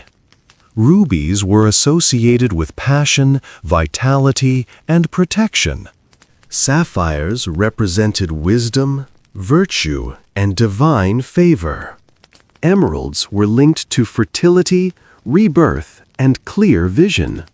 Pearls symbolized purity and were especially appropriate for women. Beyond their symbolic meanings, gemstones were simply beautiful and rare, making them perfect displays of wealth and status. Men's fashion in medieval times also evolved significantly across the centuries, though men's clothing was generally less restrictive than the rules governing women's dress. In the early medieval period, men typically wore tunics over trousers or hose. As time progressed, men's tunics became shorter, eventually evolving into doublets in the later medieval period. Hose became more important and form-fitting, essentially serving as medieval tights. The codpiece, a pouch that covered the groin area, became a notable feature of late medieval male fashion. Men's clothing could be quite colorful and was often decorated with embroidery, fur trim, or other embellishments, particularly for the wealthy. For men, physical prowess and martial ability were important aspects of attractiveness and masculinity throughout much of the medieval period. A man who was skilled at riding, hunting, and combat was admired. Broad shoulders, a strong build, and muscular development were generally valued, as they indicated physical capability. However, for men who were clergy, scholars, or in other non-martial roles, different qualities were emphasized. Learning, wisdom, and piety were valued in religious men. For merchants and craftsmen, skill in their trade and evidence of prosperity were important. The ideal of masculine beauty was thus somewhat more varied than the feminine ideal, depending on a man's role in society. Courtly love, a literary and cultural tradition that flourished in the High Middle Ages, particularly in France and the surrounding regions, had a significant influence on beauty standards and romantic ideals. This tradition, expressed in poetry, songs, and literature, established conventions for how noble men and women should interact and what qualities were desirable in each. The courtly love tradition idealized women as beautiful, virtuous, and somewhat unattainable objects of devotion. The lady in courtly love poetry was typically described with all the conventional beauty markers of the time: golden hair, pale skin, rosy cheeks, bright eyes, red lips, and graceful bearing. She was not just physically beautiful, but also possessed moral and spiritual beauty, being noble, refined, and virtuous. The knight, or lover in the courtly love tradition, was expected to perform great deeds and endure hardships to prove his devotion to his lady. Physical appearance was certainly part of a knight's appeal, with the ideal knight being handsome, strong, and impressive in his bearing, but his character, bravery, loyalty, and courtly manners were equally, if not more, important. This literary tradition influenced real life to some degree, shaping expectations about how noble men and women should present themselves and interact. While the reality of medieval relationships was often more practical than the idealized courtly love tradition suggested, these literary ideals did influence cultural standards of beauty and behavior. Regional variations in beauty standards existed throughout medieval Europe. In the Mediterranean regions, particularly in Italy and Spain, Arabic and Moorish influences contributed to different aesthetic preferences in some areas. The Italian city-states developed distinct fashion and beauty cultures, with Venice in particular known for its elaborate fashions and the practice of hair bleaching mentioned earlier. In the Byzantine Empire, which preserved many Roman traditions while developing its own unique culture, beauty standards retained some classical influences while also incorporating Eastern elements. The Byzantine court was known for its elaborate ceremonial dress and love of rich colors, particularly the purple reserved for the imperial family. In Northern Europe, including Scandinavia, Britain, and Germanic regions, beauty standards reflected the local environment and cultural values. Fair skin was perhaps even more prized in these regions where lighter coloring was more common. Viking culture, before the Christianization of Scandinavia, had its own beauty ideals, with Norse sagas mentioning beautiful women with golden hair and fair skin, but also valuing strength and capability. Viking men were known to pay considerable attention to their appearance, including grooming their hair and beards, and archaeological evidence shows they used combs, tweezers, and other grooming tools. Social class created significant differences in beauty practices and standards.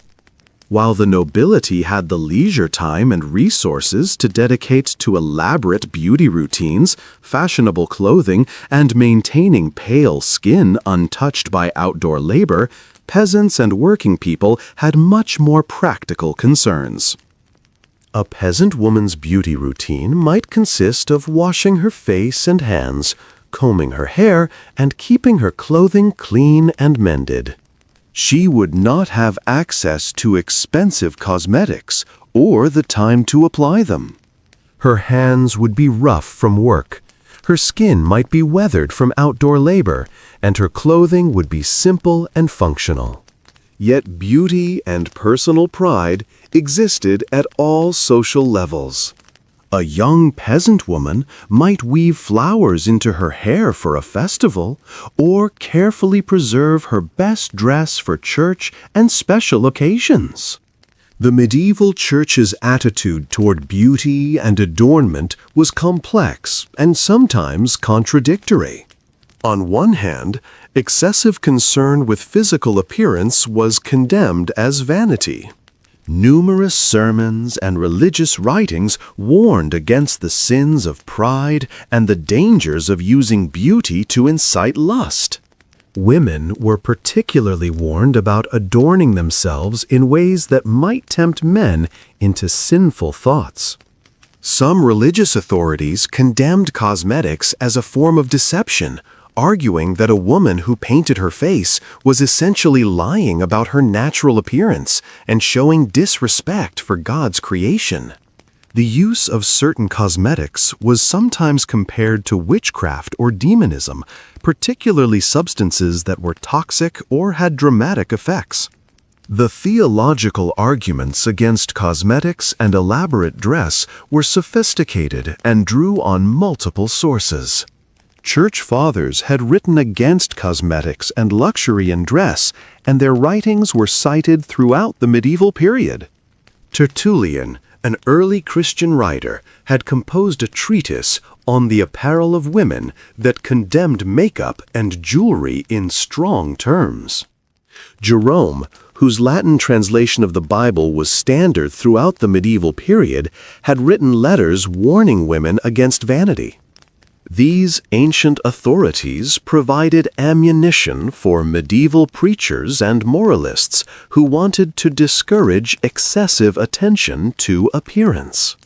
Biblical passages were also marshaled in support of these arguments, including warnings against vanity from Proverbs and other wisdom literature, and Paul's admonitions about women's dress and behavior. The practical reality was that these religious teachings existed in constant tension with human desires and social necessities. Even devout women needed to present themselves appropriately for their social station, and what counted as appropriate included attention to appearance. The line between proper attention to one's appearance and sinful vanity was not always clear, and different people drew it in different places. Some religious authorities were willing to accept moderate use of cosmetics and attention to fashion, arguing that it was the excess and the motivation rather than the practices themselves that were problematic. Others took a harder line, condemning virtually any cosmetic use or fashionable dress as evidence of spiritual corruption. On the other hand, The church itself embraced rich beauty in its art, architecture, and ritual objects. Churches were decorated with beautiful paintings, sculptures, and stained glass. Vestments worn by clergy during Mass were made from rich fabrics with elaborate embroidery. Sacred vessels were crafted from precious metals and decorated with jewels. This beauty was seen as honoring God and creating a space worthy of divine worship. The Virgin Mary was depicted in art as ideally beautiful, embodying feminine perfection. Saints were portrayed with marks of physical beauty as well as holiness. This created a distinction between worldly vanity, which was sinful, and beauty that served a spiritual purpose or reflected inner virtue. The concept of beauty in medieval Christian thought was therefore complex and multifaceted. God was understood to be the source of all beauty, and the beauty of creation was seen as reflecting divine creativity and glory. Human beings, created in God's image, possessed a form of beauty that derived from their Creator. Physical beauty in humans was not inherently sinful, but was a gift from God. The sin came when people became prideful about their beauty, when they used beauty to manipulate or tempt others to sin, or when they valued physical appearance more than spiritual virtue. Properly understood and properly used, beauty could actually lead one toward God by inspiring appreciation for divine creation. This theological framework allowed for some acceptance of human beauty and adornment while still maintaining warnings against excess and vanity. On the other hand, the church itself embraced rich beauty in its art, architecture, and ritual objects. Churches were decorated with beautiful paintings, sculptures, and stained glass. Vestments worn by clergy during Mass were made from rich fabrics with elaborate embroidery. Sacred vessels were crafted from precious metals and decorated with jewels. This beauty was seen as honoring God and creating a space worthy of divine worship. The Virgin Mary was depicted in art as ideally beautiful, embodying feminine perfection. Saints were portrayed with marks of physical beauty as well as holiness.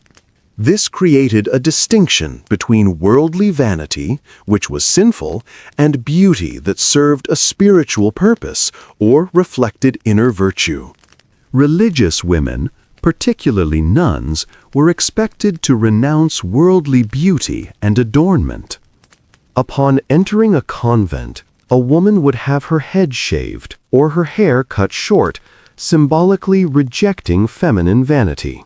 Nuns wore simple, plain habits with no adornment, and they covered their hair completely with veils. The focus was meant to be entirely on spiritual matters rather than physical appearance. However, not all women in convents were equally devoted to this ideal, and there are records of religious authorities having to remind nuns not to wear fashionable clothing under their habits, not to use cosmetics, and not to wear jewelry. Beauty in medieval literature provides us with many examples of how physical attractiveness was described and what features were emphasized.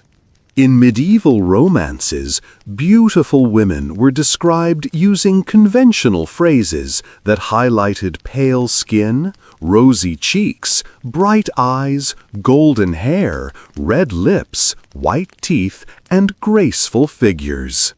These descriptions could be quite formulaic, with the same phrases appearing across different texts. The medieval literary tradition of blazon, cataloging a woman's beautiful features from head to toe, established conventions that would continue into the Renaissance. Beautiful men in literature were typically described as handsome, strong, well-proportioned, with noble bearing, and often with specific markers like curly hair, strong arms, and pleasing voices. Not everyone conformed to beauty standards, of course, and medieval society included people of all appearances. Those who differed significantly from beauty ideals might face social challenges. People with visible physical differences, whether from birth, accident, or disease, might be stigmatized. Medieval understanding of disability and difference was limited, and people sometimes believed that physical appearance reflected inner character or divine judgment. However, this was not universal, and many people with physical differences lived full lives and were valued members of their communities. Beauty was recognized as being more than physical appearance, with good character, virtue, and kindness being praised as forms of inner beauty throughout medieval literature and religious teaching. As the medieval period progressed toward the Renaissance, beauty standards began to shift. The late medieval period saw increasing trade, growing wealth among merchant classes, more contact with Eastern cultures through trade routes and the Crusades, and the early stirrings of the cultural changes that would flower in the Renaissance.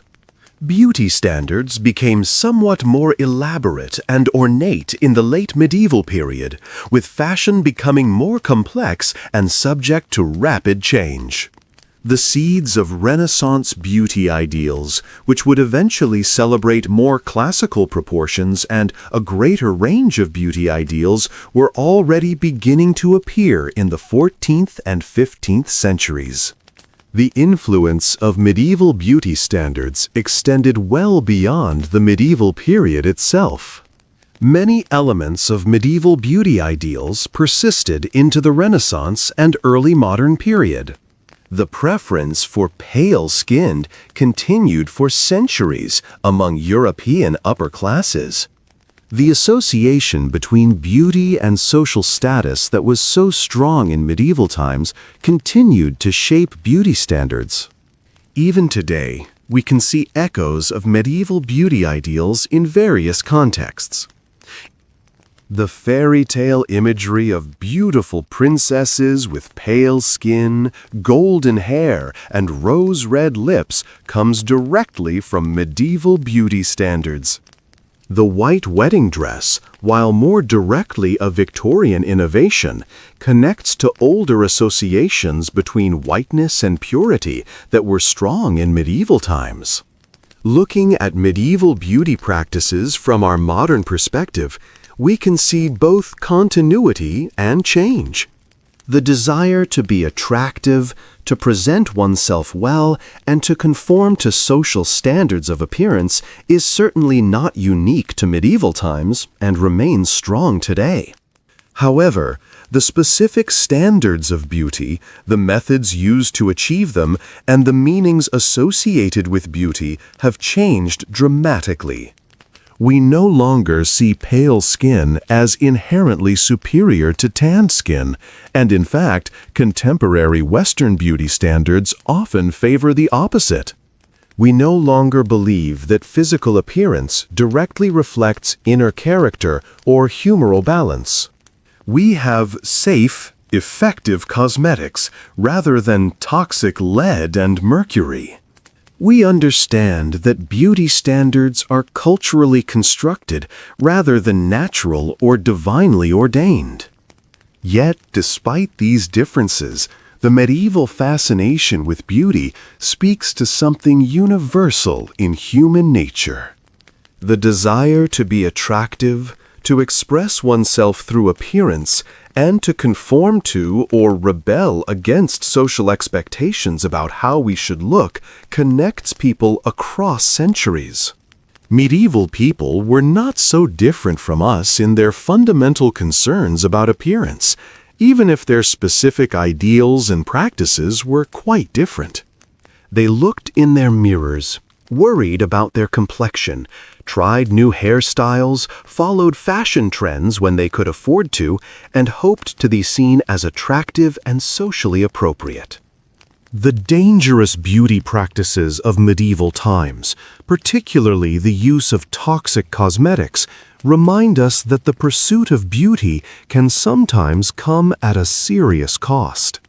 Medieval women who applied white lead to their faces daily did not understand that they were slowly poisoning themselves.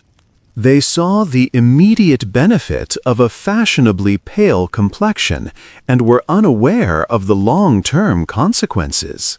This willingness to endure discomfort or risk health for beauty is not unique to medieval times.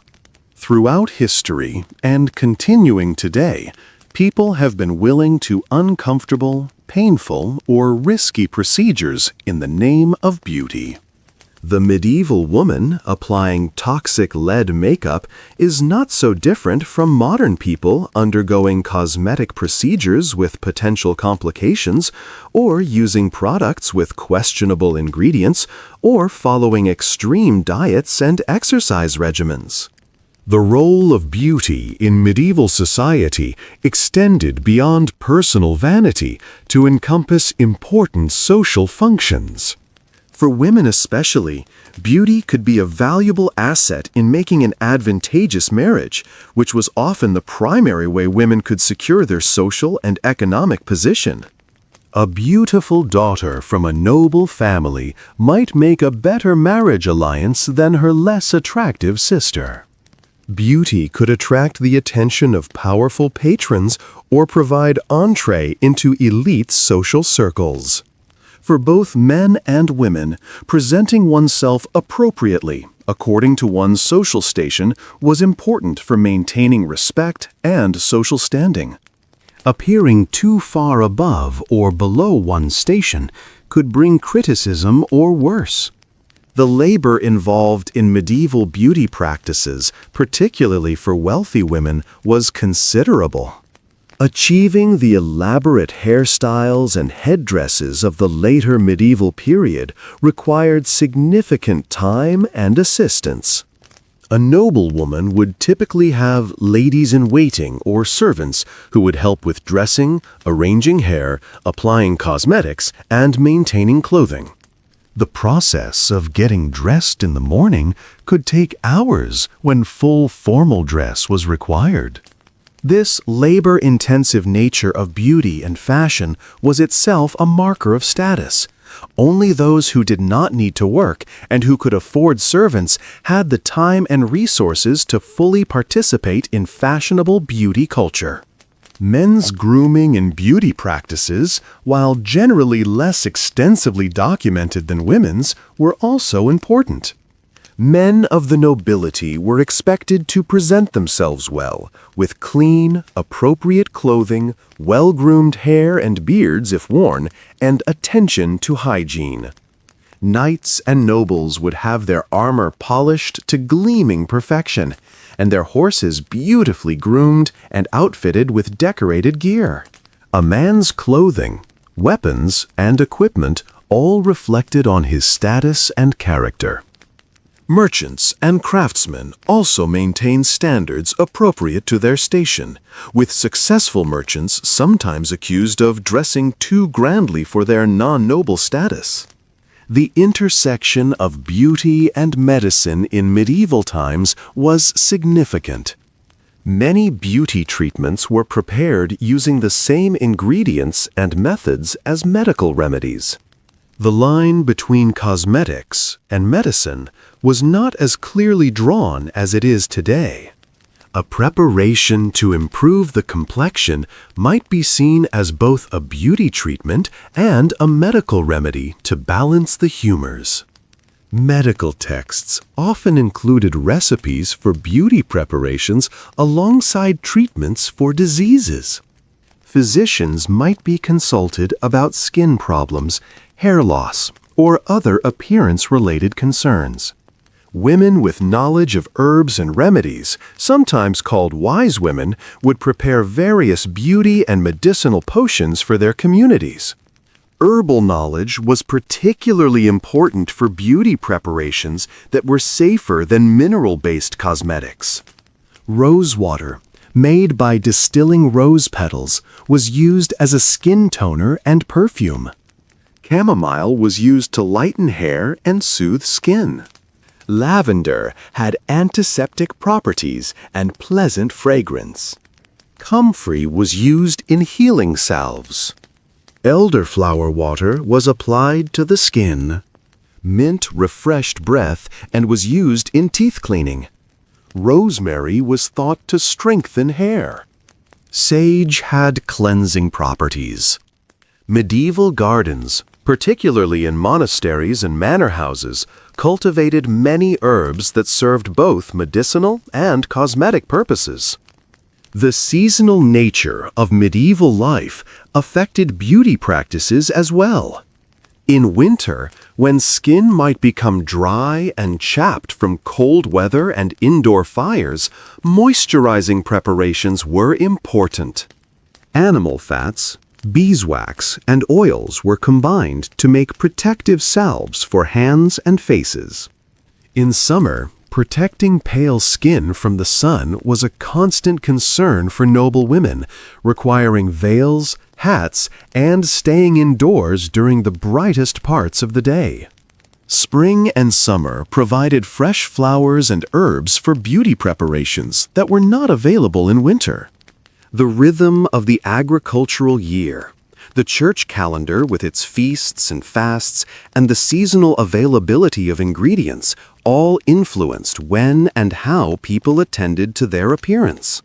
Special occasions called for extra attention to appearance. Religious festivals, weddings, tournaments, feasts, and visits from important guests all provided reasons to present oneself at one's best. A young woman might spend days preparing for an important feast, ensuring her best gown was cleaned and mended, arranging for her hair to be dressed in the latest fashion, and perhaps acquiring new ribbons or other small adornments if the family could afford them.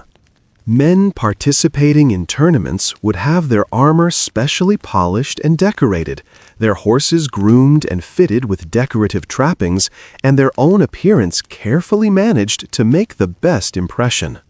Wedding celebrations were particularly important occasions for beauty and display.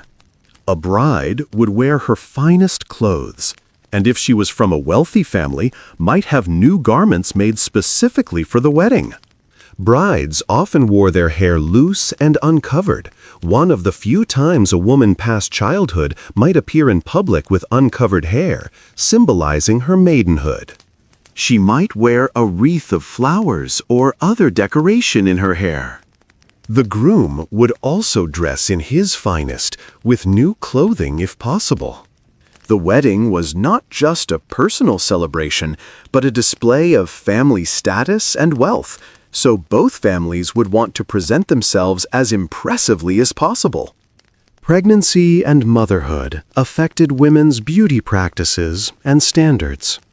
During pregnancy, a woman's appearance would naturally change, and this was accepted as part of the natural process. However, there was still concern about maintaining health and beauty during and after pregnancy. Various preparations were used to try to prevent or minimize stretch marks, though with limited success. After giving birth, women were concerned about regaining their figures and their previous appearance. The concept of a lying-in period, when a new mother would rest and recover for several weeks after childbirth, provided some time for physical recovery before returning to normal social interactions. Aging was viewed somewhat differently in medieval times than it is today. Life expectancy was lower, and those who survived to old age were relatively fewer in number, and often respected for their experience and wisdom.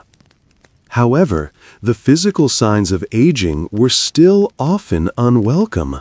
Wrinkles, gray hair, and other marks of age were seen as inevitable, but not necessarily desirable.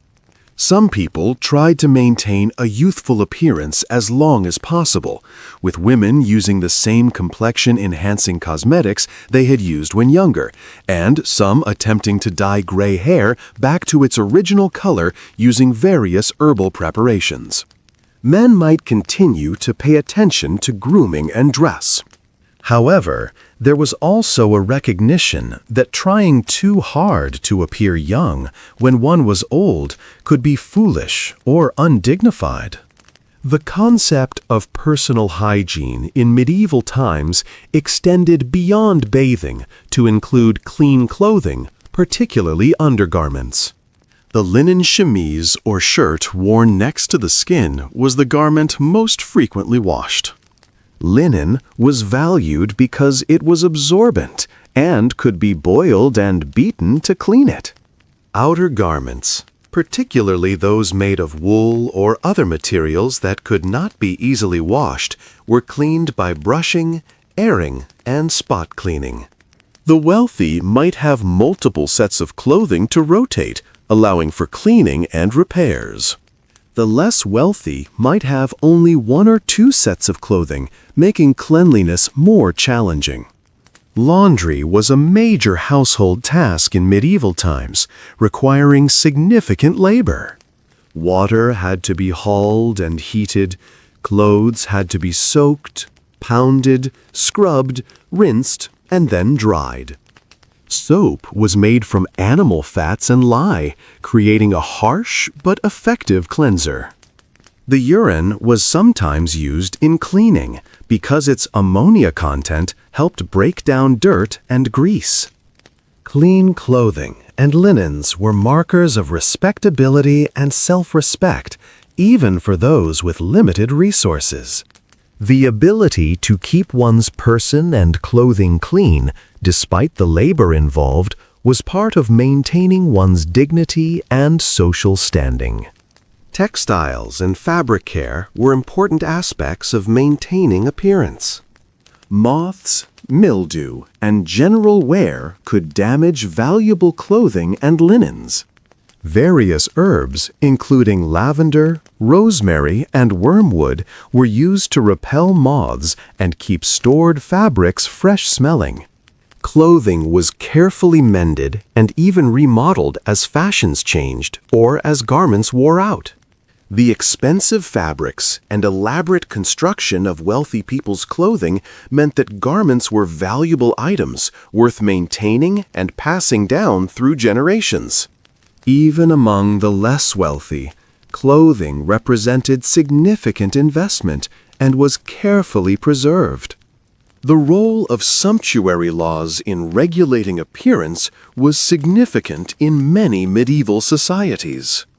These laws, which restricted what different classes of people could wear, were repeatedly enacted throughout the medieval period, suggesting that people regularly tried to dress above their station. The laws specified which fabrics, colors, fur types, and jewelry could be worn by different ranks of society. Merchants and wealthy townspeople who could afford expensive clothing were prohibited from wearing certain items reserved for the nobility. These laws were intended to maintain visible social hierarchies and prevent people from misrepresenting their social status through their dress. The repeated need to enact such laws shows that people constantly pushed against these restrictions. Cosmetics production and trade became increasingly sophisticated as the medieval period progressed. Apothecaries prepared and sold various beauty preparations alongside medicines. Trade routes brought exotic ingredients from the East, including perfumes, dyes, and cosmetic substances. Books of recipes, often called books of secrets, circulated among the wealthy, containing instructions for making various cosmetics, perfumes, and beauty treatments. Some of these recipes were practical and relatively safe, while others contained dangerous ingredients or were based on magical thinking. The idea that certain rare or exotic ingredients had special properties made items like ground pearls, gold leaf, or amber popular in cosmetics for those who could afford them. Professional assistance with beauty and grooming was available to the wealthy in various forms. Barbers not only cut hair, but also provided other services, including shaving, tooth extraction, and minor medical procedures. Female servants with skills in hairdressing and cosmetics application were valued in noble households. Bathhouse attendants assisted with bathing and might offer massage and other services. Seamstresses and tailors not only made clothing, but advised on fashionable styles and helped maintain and alter garments. The ability to employ such professionals was another marker of wealth and status. The transmission of beauty knowledge happened through various channels. Mothers taught daughters basic skills in grooming, cosmetics application, and clothing care. Female servants in noble households learned techniques from their mistresses and from more experienced servants. Recipe books and medical texts preserved written instructions, though literacy was limited, making oral transmission of knowledge particularly important. Trade connections brought new ideas and ingredients from other regions. The spread of fashion trends from the courts of powerful nobles influenced what was considered beautiful and stylish, with fashions generally trickling down from the highest levels of society to those who could afford to imitate them. Regional folk traditions influenced beauty practices in ways that sometimes differed from aristocratic standards. Rural communities had their own customs regarding appearance for festivals, weddings, and other celebrations. Local flowers and herbs were incorporated into beauty treatments and adornments. Folk beliefs about beauty sometimes included magical elements, such as gathering dew at certain times of year to wash the face, or other practices based on lunar cycles or seasonal timing. These folk practices coexisted with more formal beauty standards, creating a rich and varied culture of appearance across different social levels. The economic aspects of beauty in medieval times were significant. The cosmetics, fabrics, jewelry, and services associated with beauty represented substantial economic activity. Trade in luxury goods, including perfumes, dyes, and precious stones, contributed to the wealth of merchants and trading cities.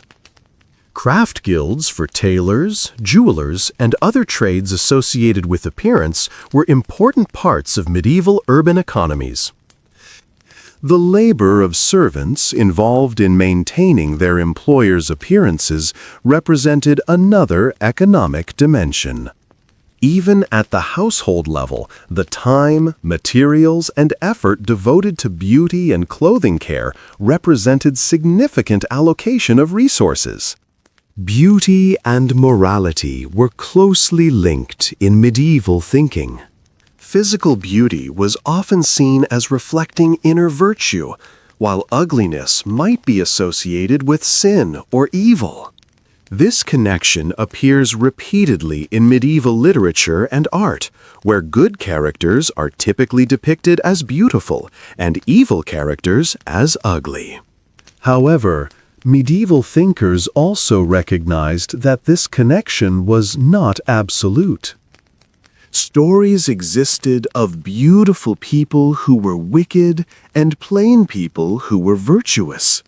The concept of inner beauty being more important than outer appearance was a common moral teaching, even as people continued to value physical attractiveness.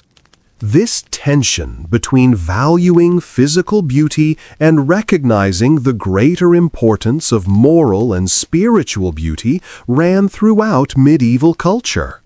The preservation of beauty standards through art provides us with much of our knowledge about medieval ideals.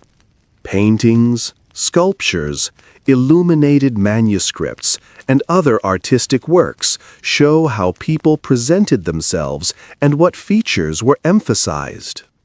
However, we must be careful in interpreting this evidence, as artistic representations were often idealized rather than realistic. Portraits of noble patrons might flatter their subjects, showing them more beautiful than they actually were. Religious art followed iconographic conventions that might not reflect real life. Nevertheless, patterns in how people are depicted across multiple works and time periods give us valuable information about beauty ideals. The question of how closely real people matched the ideals we find in literature and art is important to consider. Just as today, actual people in medieval times varied widely in appearance, and most did not perfectly match the beauty ideals of their culture. A peasant woman with brown hair and a tanned complexion from outdoor work did not look like the golden-haired, pale-skinned noble lady of courtly literature, yet she might still be considered attractive within her community. A middle-aged merchant with a comfortable belly did not match the ideal of the young knight, yet he could be respected and admired. Beauty standards were aspirational ideals that influenced but did not completely determine how people were perceived and valued. The reality of medieval appearance was undoubtedly quite different from the idealized images in art and literature. Skin conditions were common in an age with limited medical treatment and understanding. Smallpox, which became increasingly prevalent in the later medieval period, left many survivors with pocked and scarred faces. Other diseases and conditions affected people's appearance in various ways.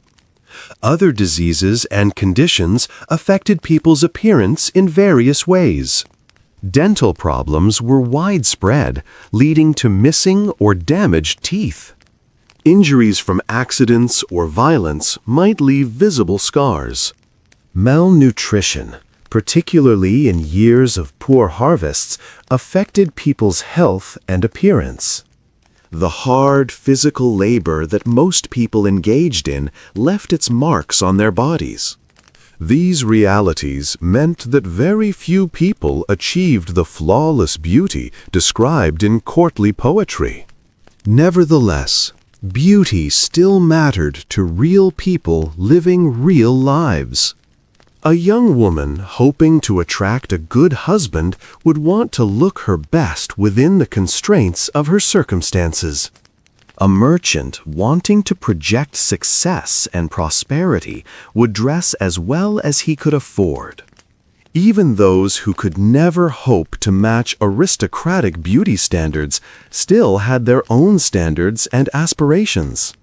Folk traditions and local customs provided frameworks for beauty and attractiveness that might differ from elite ideals, but were no less real for the people who lived by them. A country maiden might weave wildflowers into her hair for a village festival, creating her own version of beauty with the resources available to her. The gap between ideal and reality also created opportunities for various beauty industries and services. Those who could help people move closer to the ideal, whether through cosmetics, clothing, hairdressing, or other means, could make a living from these services. The persistence of beauty standards that most people could not fully achieve ensured continued demand for products and services promising improvement.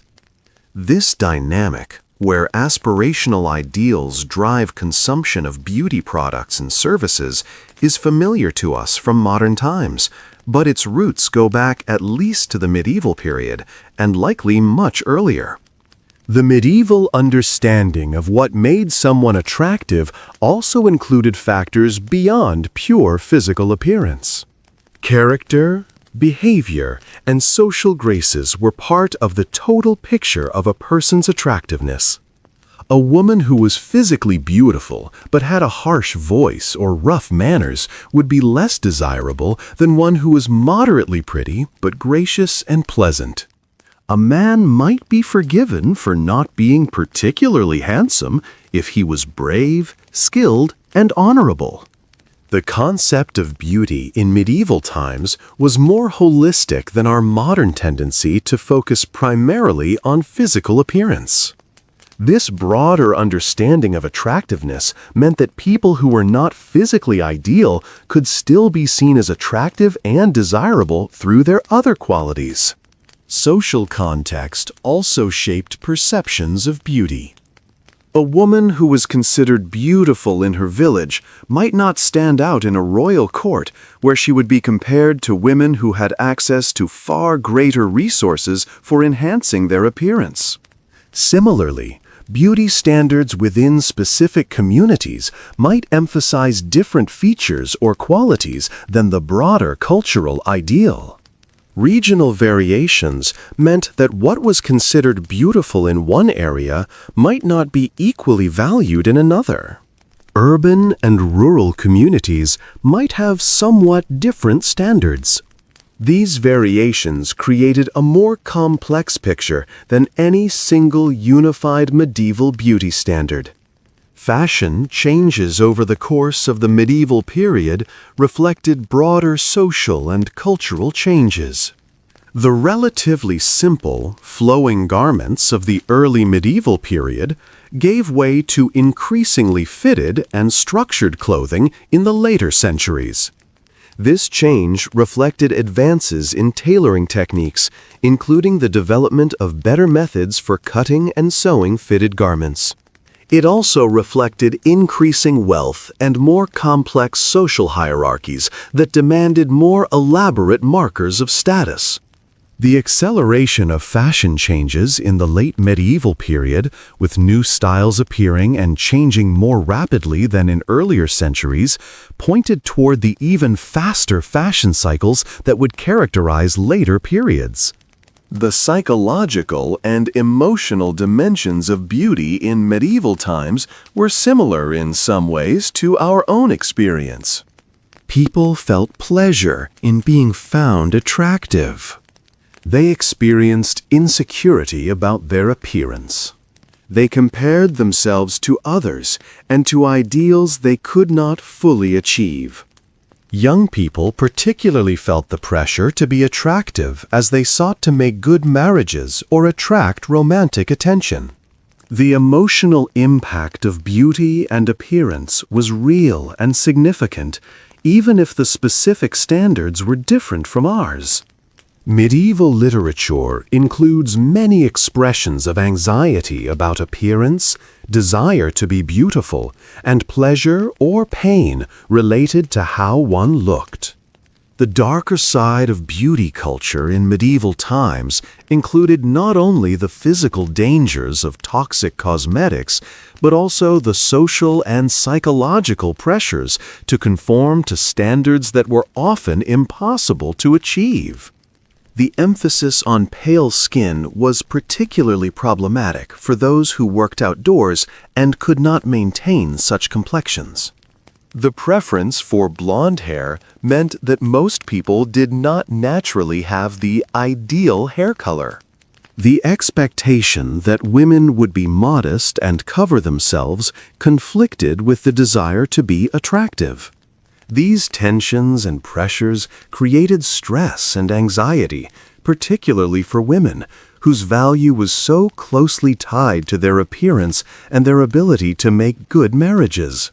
Comparing medieval beauty standards to those of other cultures during the same period reveals interesting differences and similarities. In the Islamic world during the medieval period, beauty standards had some similarities to European ideals, including the value placed on pale skin and lustrous hair. But there were also differences in specific features emphasized and in practices around modesty and covering. In East Asia, beauty standards were quite different, with particular attention to small feet in China, leading to the practice of foot binding, which would have been completely foreign to medieval Europeans. In sub-Saharan Africa, scarification and other forms of permanent body modification created beauty in ways not practiced in medieval Europe.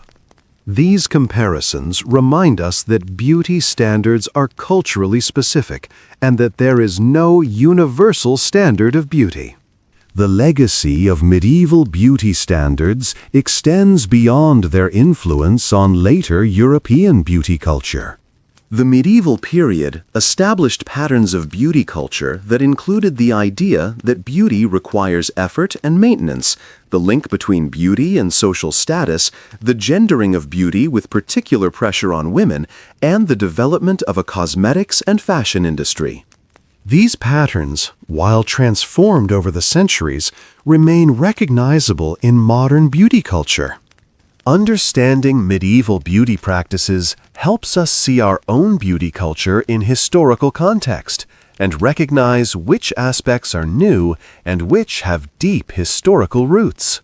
As we look back on medieval beauty standards from our modern perspective, it's easy to judge some practices as strange, extreme, or foolish. The use of toxic cosmetics seems particularly shocking to us now. However, we should remember that people in the future may look back on some of our current beauty practices with similar shock or puzzlement. Tanning beds, extreme cosmetic surgery, severe dieting, and other contemporary practices may seem as misguided to future generations as lead makeup seems to us. The fundamental human desire to be attractive and to meet the beauty standards of one's culture remains constant, even as the specific standards change dramatically. The study of medieval beauty standards also reveals something important about the construction of beauty ideals in general. Beauty standards are not natural or universal, but are created by specific cultures at specific times. They reflect the values, beliefs, technologies, and social structures of their societies. The medieval preference for pale skin reflected the social structure of a primarily agricultural society, where class distinctions were rigid and outdoor labor was the lot of the lower classes. The emphasis on modesty reflected the powerful influence of the Christian Church. The elaborate fashions of the late medieval nobility reflected increasing wealth and complexity of court culture. Understanding these connections helps us see that our own beauty standards are similarly constructed and similarly reflect our culture's values and structures. The intersection of beauty with power in medieval society was particularly evident in royal and noble circles. Queens, princesses, and noble ladies were expected to embody ideal beauty as part of their role. Their appearance reflected on their families and their kingdoms. Royal weddings involved careful attention to presenting the bride as beautifully as possible, with elaborate preparations and costly garments. The beauty of a kingdom's queen or noble ladies was a source of pride and a form of soft power. In contrast, accusations that a woman was ugly or poorly presented could be used politically to diminish her or her family's standing. Beauty in medieval times was also connected to ideas about age appropriateness and life stages. Young maidens were expected to present themselves differently from married women or widows. The symbolism of loose hair for unmarried women versus covered hair for married women has already been mentioned, but other aspects of dress and presentation also differed. Young women might wear brighter colors, while older women would favor more sober tones. The acceptance of different standards for different ages reflected the medieval understanding of life as a series of distinct stages, each with its own appropriate behaviors and appearances. The role of beauty in religious life extended beyond the Church's attempts to regulate vanity. Many religious artworks celebrated beauty as a reflection of divine creation. The Virgin Mary was depicted as the epitome of female beauty, and saints were often shown as physically attractive as well as spiritually pure. The concept of the world as God's beautiful creation, which humans should appreciate while not becoming overly attached to worldly things, created a complex relationship with beauty. Beauty was good as part of God's creation, but dangerous when it led to pride or lust.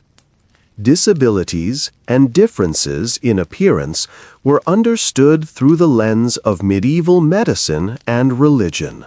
Skin conditions might be treated with various remedies or understood as imbalances of the humors. Scars from injuries or disease were common in a time when medical care was limited.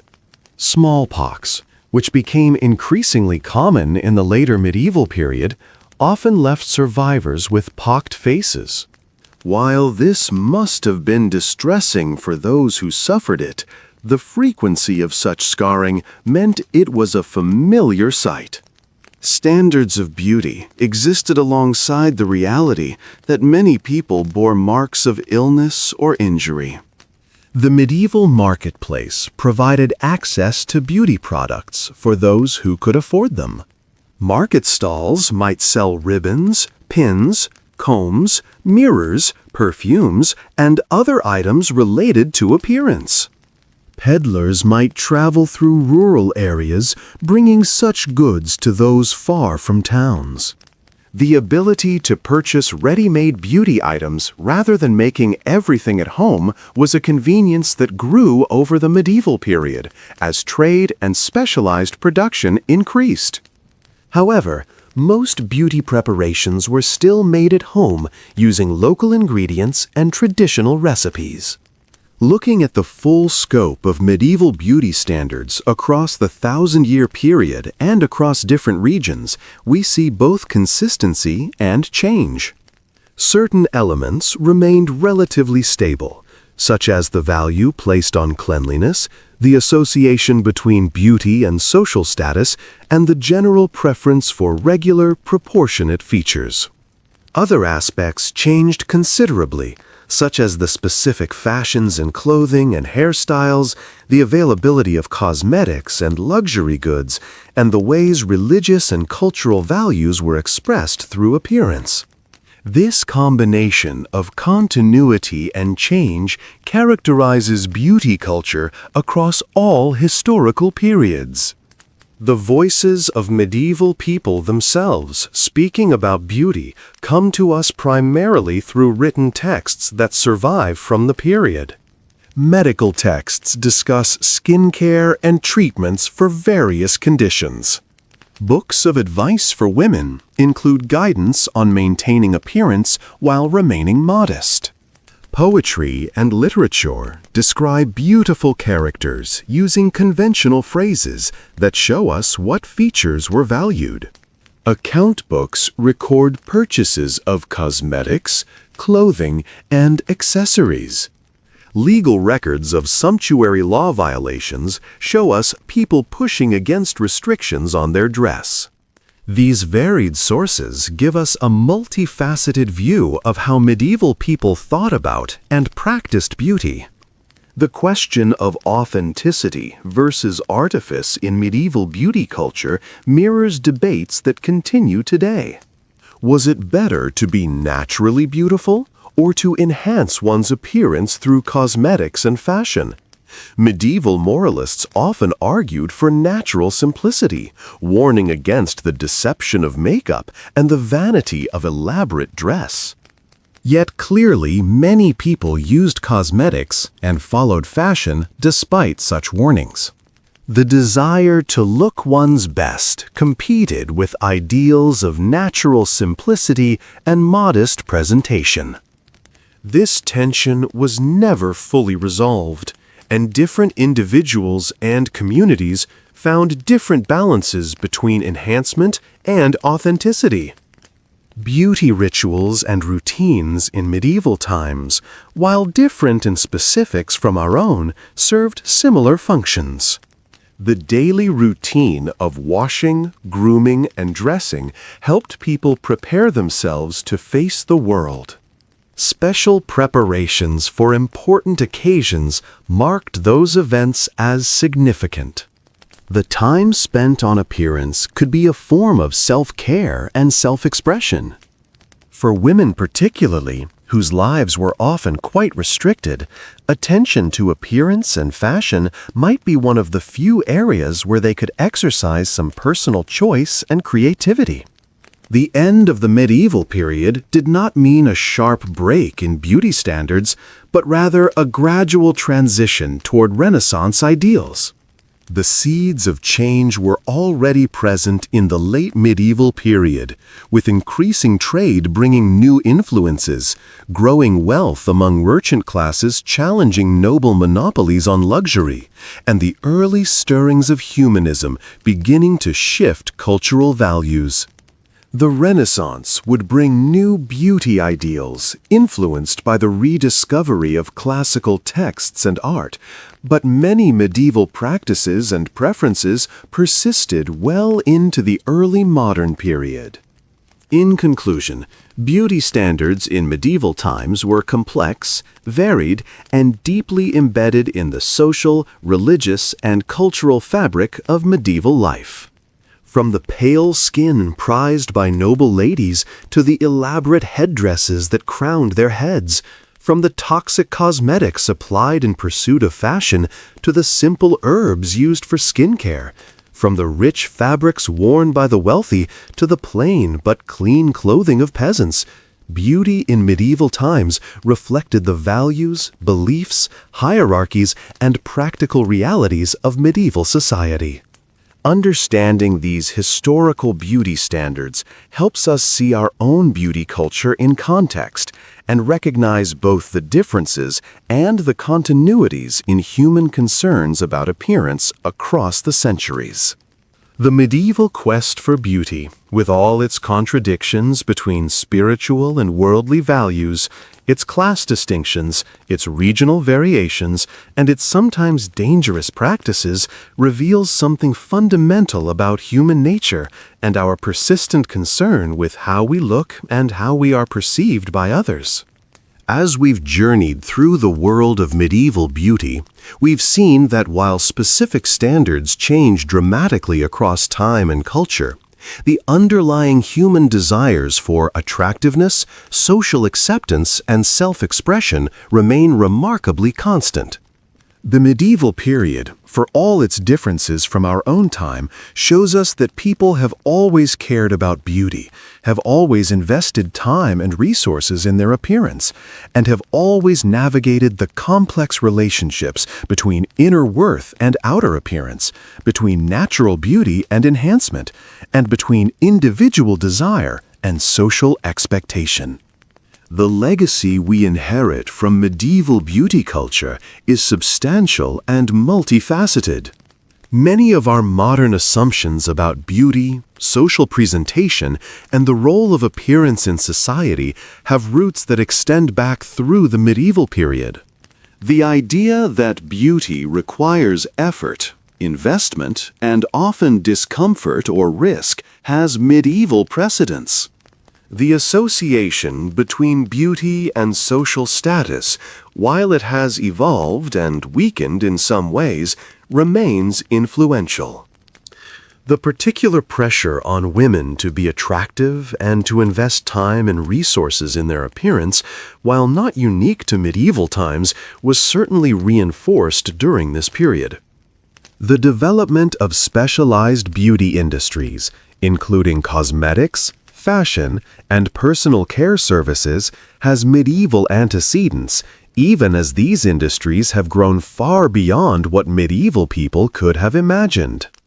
Looking at medieval beauty practices from our vantage point in the modern world, we can feel both connection and distance. The fundamental human concerns that drove medieval beauty practices remain familiar to us. The desire to be attractive, to fit social expectations, to express identity through appearance, and to feel confident in how we present ourselves to the world. Yet, the specific practices and standards often seem strange or even shocking to us. The use of toxic cosmetics that we know caused terrible harm seems particularly tragic. The extreme measures taken to achieve high foreheads or pale skin seem excessive. The rigid connection between appearance and social status seems oppressive. These reactions reveal how much our own standards and values have changed, even as some underlying patterns persist. We might feel superior to medieval people for their use of dangerous cosmetics or their rigid beauty standards, but we should remember that future generations will likely look back at some of our practices with similar shock or puzzlement. Our own beauty culture includes practices that may seem misguided or harmful in retrospect. The tanning beds that expose people to cancer-causing radiation, the extreme diets that can damage health, the surgical procedures that carry risks, the unrealistic beauty standards promoted by digitally altered images, all of these might seem as foolish to future observers as lead makeup seems to us. The fundamental human susceptibility to beauty standards and the willingness to endure discomfort or risk in pursuit of attractiveness has not changed as much as we might like to think. The study of medieval beauty also reminds us that beauty standards are constructed, not natural or inevitable. The medieval preference for pale skin was a product of specific social and cultural circumstances. The association between blonde hair and idealized beauty reflected particular cultural values and aesthetic traditions. The elaborate headdresses and restrictive clothing expressed the social hierarchies and gender roles of medieval society. None of these standards was natural or universal, even though people at the time might have experienced them as such. This historical perspective can help us view our own beauty standards with more critical awareness, recognizing them as products of our particular culture and time, rather than as natural or inevitable facts. The medieval period also shows us how beauty standards interact with other social forces, including religion, economics, technology, and politics. The Church's attempts to regulate appearance and condemn vanity shaped but did not eliminate people's interest in beauty. Economic factors determined who could afford cosmetics, fine clothing, and professional beauty services. Technological developments in areas like textile production, dyeing, and metalworking enabled new forms of beauty expression. Political hierarchies were reflected in and reinforced by visible markers of status in dress and appearance. Understanding these interactions helps us see that beauty culture is not separate from other aspects of society, but is deeply integrated with economic, social, political, and cultural structures. The voices and experiences of individual medieval people come through most clearly in certain types of sources. Letters sometimes mention concerns about appearance or gifts of clothing and jewelry. Wills list valuable items of clothing and jewelry being passed to heirs, revealing what people valued enough to specifically designate in their final wishes. Account books show purchases of cosmetics, fabrics, and accessories, giving us concrete evidence of what people bought and what they cost. Court records sometimes include descriptions of people's appearance or cases involving theft of valuable clothing or jewelry. Medical texts and books of remedies preserve recipes for beauty preparations alongside medical treatments. Literary works, while often idealized, still reveal cultural values and concerns about beauty. Through these varied sources, we can catch glimpses of medieval people's actual experiences with beauty. We read of a merchant's wife purchasing expensive fabric for a new gown, of a noblewoman commissioning a jeweled brooch, of a young woman following a recipe to lighten her hair, of a man having a new suit of clothes made for his attendants at court. We see the practical concerns of maintaining appearance, the social pressures to present oneself appropriately, the pleasures of acquiring beautiful things, and the anxieties about not measuring up to standards. These human experiences connect medieval people to us across the centuries, revealing shared concerns even within very different circumstances. The transformation of beauty standards as the medieval period gave way to the Renaissance demonstrates how such standards evolve in response to broader cultural changes. The Renaissance brought renewed interest in classical Greek and Roman culture, including classical ideals of beauty and proportion. The rise of humanism shifted some emphasis away from purely spiritual concerns toward appreciation of human potential and achievement. Increasing trade and exploration brought new influences and new luxury goods from around the world.